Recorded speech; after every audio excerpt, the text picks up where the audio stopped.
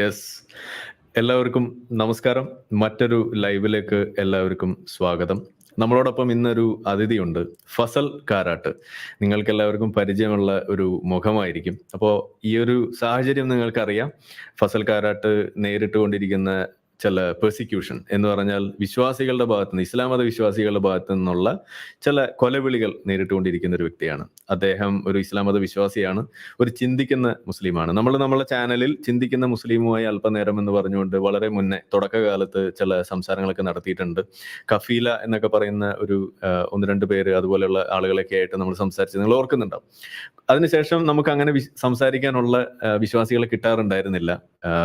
ഇന്നിപ്പോ നമുക്ക് വീണ്ടും ഫസലിനെ കിട്ടിയിരിക്കുകയാണ്. അതിനൊരു പ്രത്യേക കാരണമുണ്ട്. അപ്പൊ അദ്ദേഹവുമായിട്ട് നമ്മൾ ഇന്ന് അല്പനേരം ഇരിക്കാമെന്നാണ് വിചാരിക്കുന്നത്. സ്വാഗതം ഫസൽ. അസ്സലാമു അലൈക്കും. ഓക്കെ.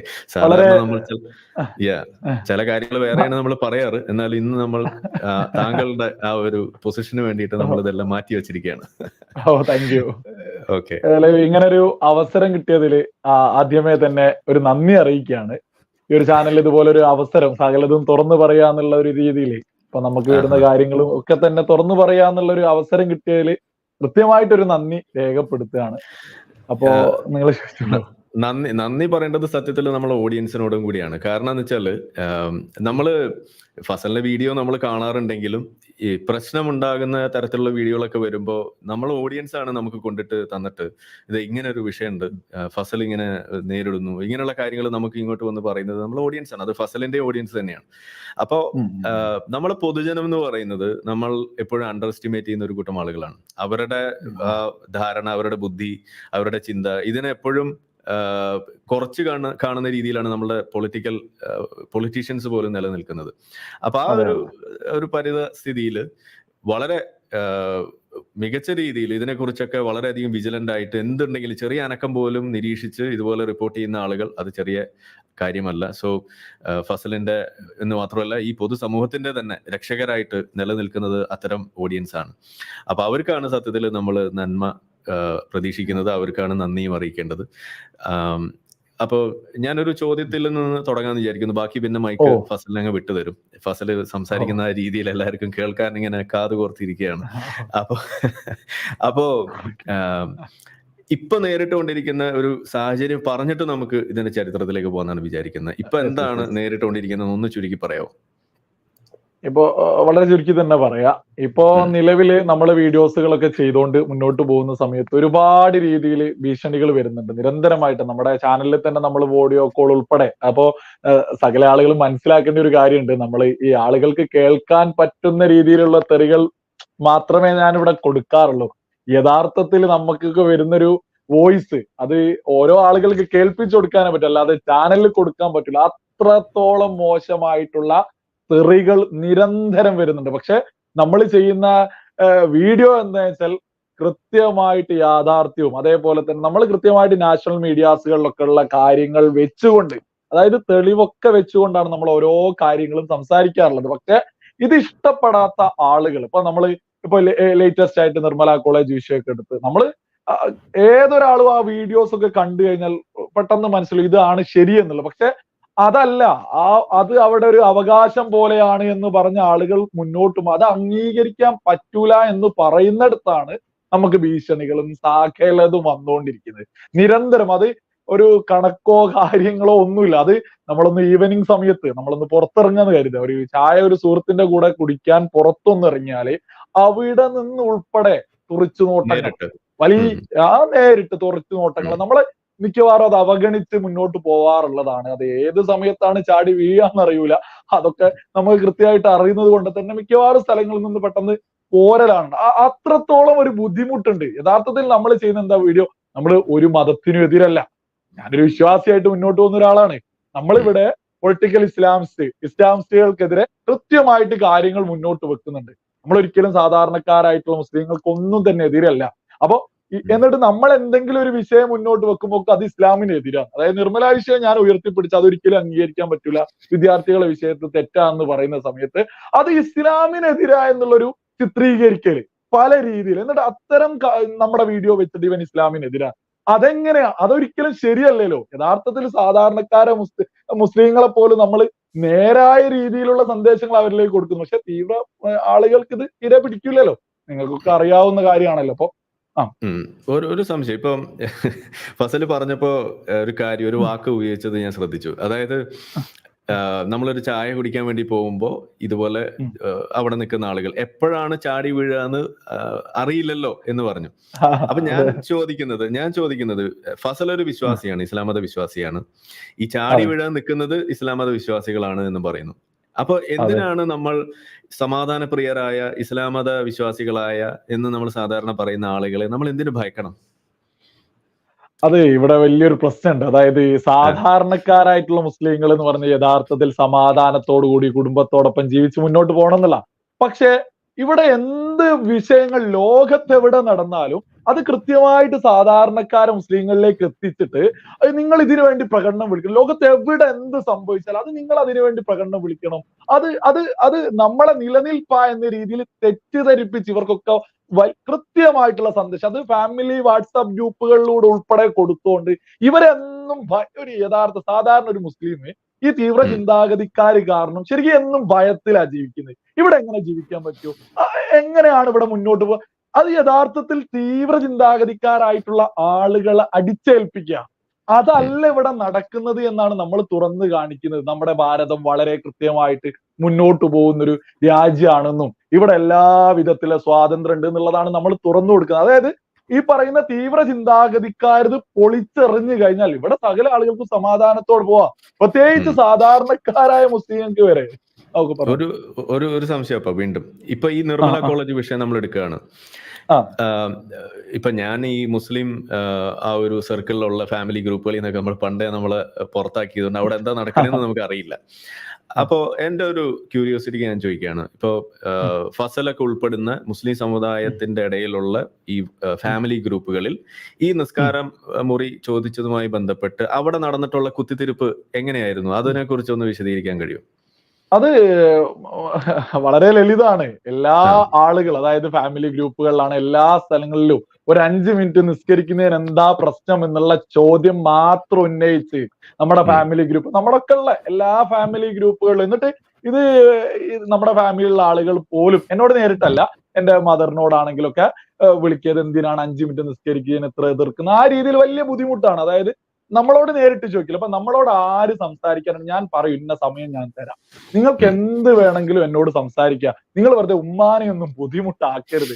പക്ഷെ അവര് ഒരു പ്രത്യേക രീതിയിൽ ഉമ്മന്റെ ഒക്കെ അടുത്തേക്ക് ഈ ഒരു ശരിക്കും യഥാർത്ഥത്തിൽ പറഞ്ഞാല് ഈ ഒരു ഫാമിലി ഗ്രൂപ്പുകളിലൂടെ ഈ ഒരു നിർമ്മല കോളേജ് വിഷയമൊക്കെ അതൊരു അവകാശം പോലെ വലിയ രീതിയിൽ പ്രചരിപ്പിക്കുന്നുണ്ട്. നമ്മൾ ഇത് വെറുതെ ഇല്ല എന്നൊന്നും പറഞ്ഞിട്ട് കാര്യമില്ല. കാരണം ഇതൊക്കെ തുറന്നു പറയുന്നതിലൂടെയാണ് ഇതൊക്കെ ഒരു തെറ്റാന്ന് പൊതുസമൂഹം മനസ്സിലാക്കേണ്ടത്. പൊതുസമൂഹം പ്രത്യേകിച്ച് സാധാരണ മുസ്ലിങ്ങൾ ഉൾപ്പെടെ നമ്മളെ ഒരു വീഡിയോ കാണുന്ന ആളുകളൊക്കെ മനസ്സിലാക്കേണ്ടത് അതൊക്കെ ഒരു തെറ്റാന്നുള്ള ഒരു സന്ദേശമാണ് യഥാർത്ഥത്തിൽ ആളുകൾ കൊടുക്കേണ്ടത്. പക്ഷെ ഇത് നമ്മുടെ അവകാശമാണ്, ഇതെന്താ 5 മിനിറ്റ്, ആ ഒരു ലളിതമായ ചോദ്യം ഉന്നയിക്കും. അപ്പൊ ഇത് എല്ലാ ആളുകളും ഒരു ഭാഗത്താ. അത് നിങ്ങൾക്കറിയാലോ, അതൊരു അതിനെ ഒരു തരത്തിലും എതിർക്കുക, നിങ്ങൾ മനസ്സിലായില്ലേ കാര്യങ്ങള്? ഞാൻ ഇപ്പൊ ഒരു അവസരമായിട്ട് ഞാൻ തരികയാണ്. 5 മിനിറ്റ് അല്ലേ ഉള്ളൂ നിസ്കാരം, അതിനെന്ത് ഇത്ര കുഴപ്പം എന്നിപ്പോ ഞാനൊരു വിശ്വാസിയായിരിക്കെ ഞാനത് ചോദിച്ച ഫസൽ എന്താണ് അവർക്ക് കൊടുക്കുന്ന ഉത്തരം? അല്ല, അപ്പോ അതായത് നിർമ്മല കോളേജിൽ ഒരു 5 മിനിറ്റ് നിസ്കരിക്കാൻ എന്താ കുഴപ്പം എന്നുള്ളത് സിമ്പിൾ അല്ലേ? മറ്റൊരു മതത്തിലുള്ള ആള് വന്നിട്ട് ഒരു അരമണിക്കൂർ വേണമെന്ന് പറഞ്ഞാൽ ഈ 5 മിനിറ്റ് അരമണിക്കൂറൊക്കെ നമ്മൾ അനുവദിക്കേണ്ടി വരൂലേ?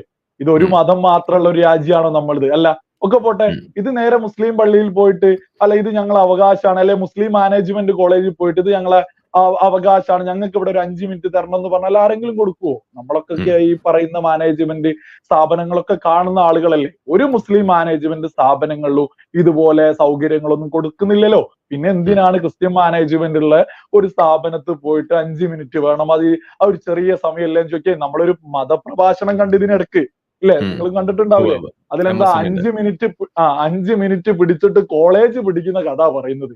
ഇത് കേൾക്കുന്ന പൊതുസമൂഹത്തിലേക്ക് 5 മിനിറ്റ് വേണമെന്ന് പറഞ്ഞാൽ അവരെന്താ കരുതുക? അതൊക്കെ തന്നെ മുസ്ലിങ്ങളും മനസ്സിലാക്കണം. യഥാർത്ഥത്തിൽ ഈ 5 മിനിറ്റ് വലിയ പ്രശ്നം തന്നെയാ. അതിനു മുമ്പേ കൃത്യമായിട്ടുള്ള പ്രസംഗങ്ങൾ നടക്കുന്നുണ്ട്, അത് പൊതുസമൂഹത്തിലേക്ക് നമ്മളൊക്കെ തന്നെ എത്തിച്ചിട്ടുണ്ട്. അതൊന്നും ശരിയല്ല എന്ന രീതിയിൽ അപ്പൊ ഉം. ഇപ്പൊ നിങ്ങൾക്ക് വ്യക്തമായിട്ട് മനസ്സിലായി 5 മിനിറ്റ് വലിയ അപകടകരമായിട്ടുള്ള ഒരു ചോദ്യം തന്നെ. ആ ഒരു മിനിറ്റ് പോലും ചോദിക്കരുത്. നിസ്കരിക്കേണ്ട ഉം. ആളുകൾക്ക് പുറത്തു പോയിട്ട് നിസ്കരിക്കുക. അതൊരു ഉം. ക്യാമ്പസ് അല്ലേ, അതും ക്രിസ്ത്യൻ മാനേജ്മെന്റ് ക്യാമ്പസ്. അത് അവിടുന്ന് അല്ല, പുറത്തു പോയിട്ട് നിസ്കരിക്കുക.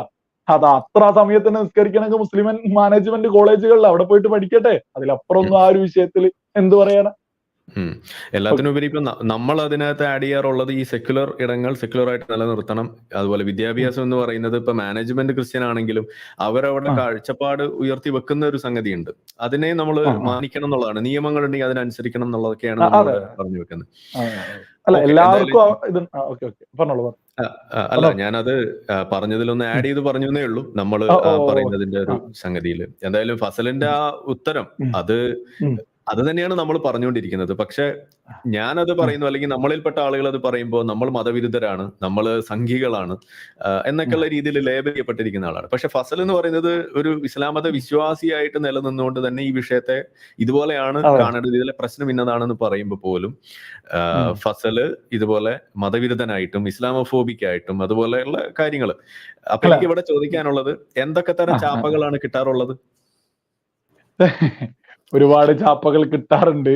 ആ, സംഘിച്ചാപ്പ് കിട്ടാറുണ്ട്, ഇസ്ലാം ഉം, വിരുദ്ധ ചാപ്പ് കിട്ടാറുണ്ട്. പ്രധാനമായിട്ടും സംഘിച്ചാപ്പ് എളുപ്പമാണല്ലോ, ഇസ്ലാം വിരുദ്ധനാണെന്നോ അല്ലെങ്കിൽ സംഘിച്ചാപ്പ് അടിക്കുക എന്ന് പറയുന്നത്. പിന്നെ പ്രത്യേകിച്ച് നമ്മൾ പറഞ്ഞ വിഷയത്തെ കുറിച്ച് ഉം, കൃത്യമായിട്ട് ഒരു ഉദാഹരണമോ തെളിവൊന്നും വെച്ച് ഒരാളെയും ബോധിപ്പിക്കേണ്ടല്ലോ. ഇപ്പൊ ഒരു സാധാരണ മുസ്ലിം കുടുംബത്തിലേക്ക് അല്ലെങ്കിൽ മുസ്ലിം ആയിട്ടുള്ള അവൻ സംഘിയ അല്ലെങ്കിൽ അവൻ ഇസ്ലാമിനെതിരാന്ന് പറഞ്ഞാൽ ആ വിഷയം തീർന്നു. അവർക്ക് പിന്നെ സംസാരിക്കേ വേണ്ട. സിമ്പിൾ അല്ലേ. ഉം, നിർമ്മല കോളേജ് വിഷയത്തിലെ നമ്മൾ മുന്നോട്ട് വെക്കുന്ന ഒരു കാര്യത്തിന് ഞാൻ അടിയുറച്ച് വിശ്വസിക്കുന്നുണ്ട്, അതൊരു മുസൽമാനായിട്ട് നിൽക്കുന്ന ഒരാൾക്ക് അല്ലെങ്കിൽ ഒരാൾക്കും അതിനെ എതിർക്കാനൊന്നും പറ്റൂല. നമ്മൾ പറഞ്ഞതാണ് 100% ശരിയെന്ന് ഞാൻ ഉം, അടിയുറച്ച് വിശ്വസിക്കുന്നുണ്ട്, നമ്മൾ ചെയ്ത വീഡിയോകളാണെന്നുള്ളത്. അതിനെ ഉം, എതിർക്കാൻ പറ്റാതെ ആവുമ്പോഴാണ് സംഖ്യയാണ് മറ്റേതാണെന്ന് പറഞ്ഞ് ഉം, ചാപ്പയടി നടക്കുന്നത്. അത് കൃത്യമായിട്ട് നടക്കുന്നുണ്ട്. പക്ഷെ ഉം, ഞാൻ മനസ്സിലാക്കിയത്, എനിക്കൊക്കെ ഫാമിലിയിൽ നിന്ന് ഉൾപ്പെടെ പുതിയ ഉം, ജനറേഷനിലുള്ള മുസ്ലിം പെൺകുട്ടികൾ ഉൾപ്പെടെ ഇതൊക്കെ യാഥാർത്ഥ്യമാണെന്ന് ഉൾക്കൊള്ളുന്നുണ്ട്. നമ്മൾ പറയുന്നത് പലപ്പോഴും ഫസൽക്ക അത് ശരിയാണ്, പക്ഷെ നമുക്കൊക്കെ ഇങ്ങനെ തുറന്നു പറയാന്ന് ചോദിക്കും. സംഭവം ഉം, മനസ്സിലായില്ലേ? നമ്മളോട് എങ്ങനെയാ തുറന്നു പറയാന്ന് ചോദിക്കൂ. ഈ സൊസൈറ്റിയെ പേടിച്ചിട്ടാണ് ഇവിടെ ഒരുപാട് ആളുകൾ മിണ്ടാതെ നടക്കുന്നത്. കാരണം ഉം, അത്രത്തോളം ഇവര് സൊസൈറ്റിയിലൊക്കെ കൃത്യമായിട്ട് അറിയുന്നല്ലേ. അതൊക്കെ നമ്മൾ ഉം, പ്രത്യേകിച്ച് എടുത്തു പറയേണ്ട ആവശ്യമില്ലല്ലോ. ആ ഒരു ഉം, പേടി കൊണ്ട് അപ്പൊ നമ്മൾ തുറന്നു പറഞ്ഞു. ഞാൻ പ്രതീക്ഷിക്കുന്നുണ്ട് ഇതൊക്കെ ആളുകൾ ഇനിയും തുറന്നു പറയുന്നുള്ളൂ. ഉം. ഒരാരെങ്കിലും ഒന്ന് മുമ്പിൽ നിന്നിട്ട് പറയണ്ട ഇതൊക്കെ തെറ്റാന്നുള്ളത്. ഇപ്പൊ ഞാൻ ചോദിക്കുകയാണ്, ഇപ്പൊ ഞാൻ ഒരു എക്സ് മുസ്ലിം എന്നുള്ള ലേബലും പേറി നടക്കുന്ന ആള്, പിന്നെ വേറെയും കുറെ ലേബലുകൾ ഉണ്ട്. ഇനിയിപ്പോ എന്റെ കൂടെ ഇരുന്ന് സംസാരിച്ചു എന്നതിന്റെ പേരിൽ ഇനി വല്ല പ്രശ്നം പ്രതീക്ഷിക്കുന്നുണ്ടോ? ഇല്ല, ഞാൻ മനസ്സിലാക്കിയത് ഇപ്പൊ നമ്മളൊക്കെ ഭരണഘടനയെ വിശ്വസിക്കുന്നതാണല്ലോ. നമ്മൾക്ക് രാജ്യത്ത്, നമ്മുടെ ഈ രാജ്യം എന്ന് പറയുന്ന അല്ലെ ലോകത്ത് നിലവാരമുള്ള എല്ലാ രാജ്യങ്ങളിലും ഉം, മതമുള്ള ആളുകളും മതമില്ലാത്ത ആളുകളും നല്ല ചർച്ചകൾ സൗഹാർദ്ദപരമായിട്ട് ഐക്യത്തോടു കൂടി മുന്നോട്ട് പോകുന്ന ഒരു സുന്ദരമായിട്ടുള്ള ഒരു ലോകവും രാജ്യമൊക്കെ അല്ലേ നമ്മളൊക്കെ സ്വപ്നം കാണുന്നത്. ആ സമയത്ത് ഉം, മതമില്ലാത്ത ഒരാളെ മാറ്റി നിർത്തേണ്ട ആവശ്യമൊന്നുമില്ല, അല്ലെ ഉം, മതമുള്ള ഒരാളെ മാറ്റി നിർത്തേണ്ട ആവശ്യമൊന്നുമില്ല. ഇവിടെ ഉം. നമ്മളൊക്കെ എതിർക്കപ്പെടുന്നത് ഇതിനൊക്കെ എതിർത്ത് ഇതൊന്നും അനക്കാൻ പാടില്ല എന്ന്, അല്ലെങ്കിൽ ഒരാളെ ഇഷ്ടത്തിന് മുന്നോട്ട് പോകുന്നു, മറ്റൊരാൾക്ക് ഉപദ്രവമില്ലെങ്കിൽ എന്ത് ബുദ്ധിമുട്ടാ. നമ്മുടെ രാജ്യത്ത് എല്ലാ ഭരണഘടനമായിട്ട് എല്ലാ ആളുകൾക്കും സ്വാതന്ത്ര്യമില്ലേ. അത് മതമുള്ള ആളാണെങ്കിൽ മതമില്ലാത്ത ആളാണെങ്കിലും ഒക്കെ അല്ലേ. അതിനനുസരിച്ച് അതിപ്പോ മുന്നോട്ട് അതിലാ വിശ്വസിക്കുന്നത്. അത് ആ, പറയുമ്പോ ഒരു കാര്യം ഞാൻ ചോദിക്കുകയാണ്. ഇപ്പൊ നമ്മൾ മതമില്ലാതെ ഇപ്പൊ മതം ഉം, വിട്ടു എന്നിപ്പോ നമ്മുടെ ഫാമിലിയിൽ ഞാൻ പറയുന്ന സമയത്ത് ഉം, അതിന് ഒരു അവകാശമില്ലാത്ത രീതിയിലാണ് നമ്മുടെ കുടുംബക്കാർ പോലും വീട്ടുകാർ പോലും നിലനിൽക്കുന്നത്. അപ്പൊ ഞാൻ ചോദിക്കുന്നത്, ഇപ്പൊ ഉം, മതം ആചരിക്കാനുള്ള അവകാശം ആർട്ടിക്കിൾ 25 തരുന്നു എന്ന് ഉം, പറയുന്നിടത്ത് ഉം, തന്നെ മതം ഇല്ലാതെ ജീവിക്കാനുള്ള അവകാശം ഇതേ ആർട്ടിക്കിൾ തരുന്നുണ്ട്. ഉം, അപ്പൊ ഈ മുസ്ലിം വിഭാഗത്തിലുള്ള ഇസ്ലാം മത വിശ്വാസികൾ ഉം. കോൺസ്റ്റിറ്റ്യൂഷൻ പോലും അവർക്ക് ആവശ്യമുള്ളത് മാത്രം അതിൽ നിന്ന് തെരഞ്ഞെടുത്ത് ജീവിക്കുന്ന ഒരു കൂട്ടം ആളുകളാണ്. അവർക്ക് അനുകൂലമല്ലാത്ത സാധനങ്ങൾ അതിന് കോൺസ്റ്റിറ്റ്യൂഷനിൽ ഉണ്ടെങ്കിൽ പോലും അതിനെ തിരസ്കരിച്ച് ജീവിക്കുന്ന ആളുകളാണ് എന്ന് തോന്നിയിട്ടുണ്ടോ? പിന്നെ ഒരുപാട് സിമ്പിൾ ആയിട്ട് ആ. ഒരു ഉദാഹരണം പറയാം. ഇപ്പൊ ഉം, മതമില്ലാത്ത ഒരാള് ഇപ്പൊ നമ്മുടെ ഫാമിലി ആണെങ്കിലും നമ്മൾ അറിയുന്ന അതുമായി ബന്ധപ്പെട്ടൊക്കെ ആളുകളുണ്ട്. ഒരുപാട് ആളുകൾ മതത്തിലൊന്നും വിശ്വാസമില്ല. പക്ഷെ ഉം, ഇതൊന്നും തുറന്നു പറയാൻ പറ്റില്ല. തുറന്നു പറഞ്ഞാൽ ഇപ്പൊ എനിക്ക് ഒരു 28 ഏജ് ആണ് എനിക്ക്. അപ്പൊ എന്റെ കൂടെ ഉം, ഉള്ള ആളുകൾ ഏകദേശം ഈ ഒരു ഏജിലൊക്കെ മുന്നോട്ട് പോകുന്ന ആളുകളാണുള്ളത്. അപ്പൊ അവർക്ക് ഉം, ചുരുക്കി പറഞ്ഞ ഒരു പെണ്ണ് പോലും കിട്ടാത്ത ഒരു അവസ്ഥയിലേക്ക് ആളുകൾ അങ്ങ് എത്തിക്കും. അതുകൊണ്ട് എന്താ ഉം, ചെയ്യാ, അവരൊരിക്കലും ഇതൊക്കെ ഉണ്ടെങ്കിൽ പോലും ഉം. അടക്കി പിടിച്ച് മുന്നോട്ട് പോവുക എന്നല്ലാതെ അവർ തുറന്നു പറയാൻ പേടിയാണ്. എല്ലാ ആളുകൾക്കും എല്ലാത്തിനും ഇപ്പൊ നിങ്ങളെ പോലെയൊക്കെ വന്ന് തുറന്ന് പറ, അത് കുറച്ച് ധൈര്യമാണ്. അത് 100% ആയിട്ടുള്ള അത്രയും ഒരു ആരെതിർത്താലും പ്രശ്നമില്ലാത്ത ചിന്തയും കാര്യങ്ങളൊക്കെ വേണല്ലോ. അതൊന്നും സാധാരണ കുടുംബത്തിലുള്ള ആളുകൾക്ക് ഉണ്ടാവൂല. അപ്പൊ അവരൊക്കെ ഇതൊക്കെ ഇപ്പൊ നമ്മളൊക്കെ ഈ കമന്റ് ബോക്സുകളിലൊക്കെ അപ്പറായിട്ട് ഒരുപാട് ആളുകൾ സകലതും അംഗീകരിച്ച് ഇതൊക്കെയാണ് ശരിയെന്ന് പറഞ്ഞു പോകുന്ന ആളുകൾ ഞാൻ നേരിട്ട് അറിയുന്ന ആളുകളുണ്ട്. ഇപ്പോ പല രീതിയിലും. അപ്പൊ അതൊന്നും അവര് തുറന്ന് പറയൂല. അത് നമ്മളെ ഒരു പ്രശ്നമാണത്. അത് തീവ്ര ചിന്താഗതിക്കാരെ പേടി തന്നെയാണ്. അതിലപ്പുറം ഒന്നും അത് പറയാനില്ല. ഓക്കെ, ഇനി നമ്മളുടെ ഇതിന്റെ ഒരു ചരിത്രം ഇനി അതിലേക്ക് ഒന്ന് നമുക്ക് കടക്കാന്ന് വിചാരിക്കുന്നു. ഫസലിന്റെ വീഡിയോ ഞാൻ ആദ്യമൊക്കെ കാണുന്നത് ജനറൽ ആയിട്ടുള്ള കുറെ കാര്യങ്ങൾ, ഇപ്പൊ വണ്ടി ഓടിക്കുമ്പോഴുള്ള പ്രശ്നങ്ങൾ, അതുപോലെ അങ്ങനത്തെ കുറെ മതവുമായിട്ടോ അല്ലെങ്കിൽ മുസ്ലിങ്ങളുമായിട്ടോ ഒന്നും ഒരു ബന്ധവും ഇല്ലാത്ത കാര്യങ്ങളൊക്കെ പറഞ്ഞാണ് വീഡിയോ ചെയ്തതായിട്ടൊക്കെയാണ് പണ്ട് ശ്രദ്ധയപ്പെട്ടത്. പക്ഷെ ഇപ്പൊ കുറച്ച് കാലങ്ങളായിട്ട് എടുത്ത് നോക്കിക്കഴിഞ്ഞാൽ കൂടുതലും മുസ്ലിങ്ങളെ മാത്രം ഫോക്കസ് ചെയ്യുന്നില്ലേ എന്നൊരു സംശയം എനിക്കുണ്ട്. അപ്പൊ ഞാൻ ചോദിക്കുന്നത്, എങ്ങനെയാണ് ഈ ഒരു തലത്തിലേക്ക് വന്നത്? ഇതിന്റെ തുടക്കം എങ്ങനെയാണ്? ഇത് എന്തുകൊണ്ടാണ് ഈ ഒരു വിഷയത്തിനെ കുറിച്ച് ഫോക്കസ് ചെയ്യണം എന്ന് തോന്നിയത്? അത് മനഃപൂർവ്വമാണോ അതോ സ്വാഭാവികമായിട്ട് വന്നു ചേർന്നാണ്? അല്ല, കൃത്യമായിട്ട് അതിന് കാരണങ്ങളൊക്കെ ഉണ്ട്. വെറുതെ അങ്ങ് നമ്മൾ എത്തിപ്പെട്ടതൊന്നുമല്ല. നമ്മൾ ഈ പറയുന്ന ഞാനൊരു വിദ്യാർത്ഥി സമയ കാലഘട്ടം മുതൽ വിദ്യാർത്ഥി രാഷ്ട്രീയത്തിലും അതേപോലെ തന്നെ വളരെ ആക്റ്റീവായിട്ട് 10 വർഷക്കാലമൊക്കെ നന്നായിട്ട് ആക്റ്റീവായിട്ടുള്ള ഒരാളായിരുന്നു. നമ്മുടെ സൊസൈറ്റി ഒക്കെ ആയി ബന്ധപ്പെട്ട് ഞാൻ KSUലൊക്കെ ആക്റ്റീവ് ആയിരുന്നു. KSU സംഘടന കോളേജിലൊക്കെ പഠിക്കുന്ന സമയത്ത് അവിടുന്ന് UUC ആയിരുന്നു. ക്യാമ്പസിലെ ഇലക്ഷനിലൊക്കെ മത്സരിക്കുകയും ചെയ്തു. അതിനുശേഷം ഞാൻ പഞ്ചായത്ത് ഇലക്ഷനിൽ എന്റെ 25-ാം വയസ്സിൽ ഒന്ന് മത്സരിച്ചിട്ടുണ്ടായിരുന്നു. ആ മത്സരിക്കുന്ന സമയത്ത് ഒരു ഇടത് കോട്ടയായിരുന്നു എന്റെ നാട്ടിലല്ല, അത് വനിതയായതുകൊണ്ട്. അതേപോലെ തന്നെ ഞാൻ തൊട്ടടുത്തുള്ള ഒരു CPM കോട്ടയാണ്. അവിടെ ഒരു ഏരിയ ലോക്കൽ സെക്രട്ടറി തന്നെയാണ് നേരിട്ട് മത്സരിക്കുക. കാരണം വലിയ ഭൂരിപക്ഷത്തിൽ ജയിക്കുന്ന ഒരു സ്ഥലമായിരുന്നു അവിടെ.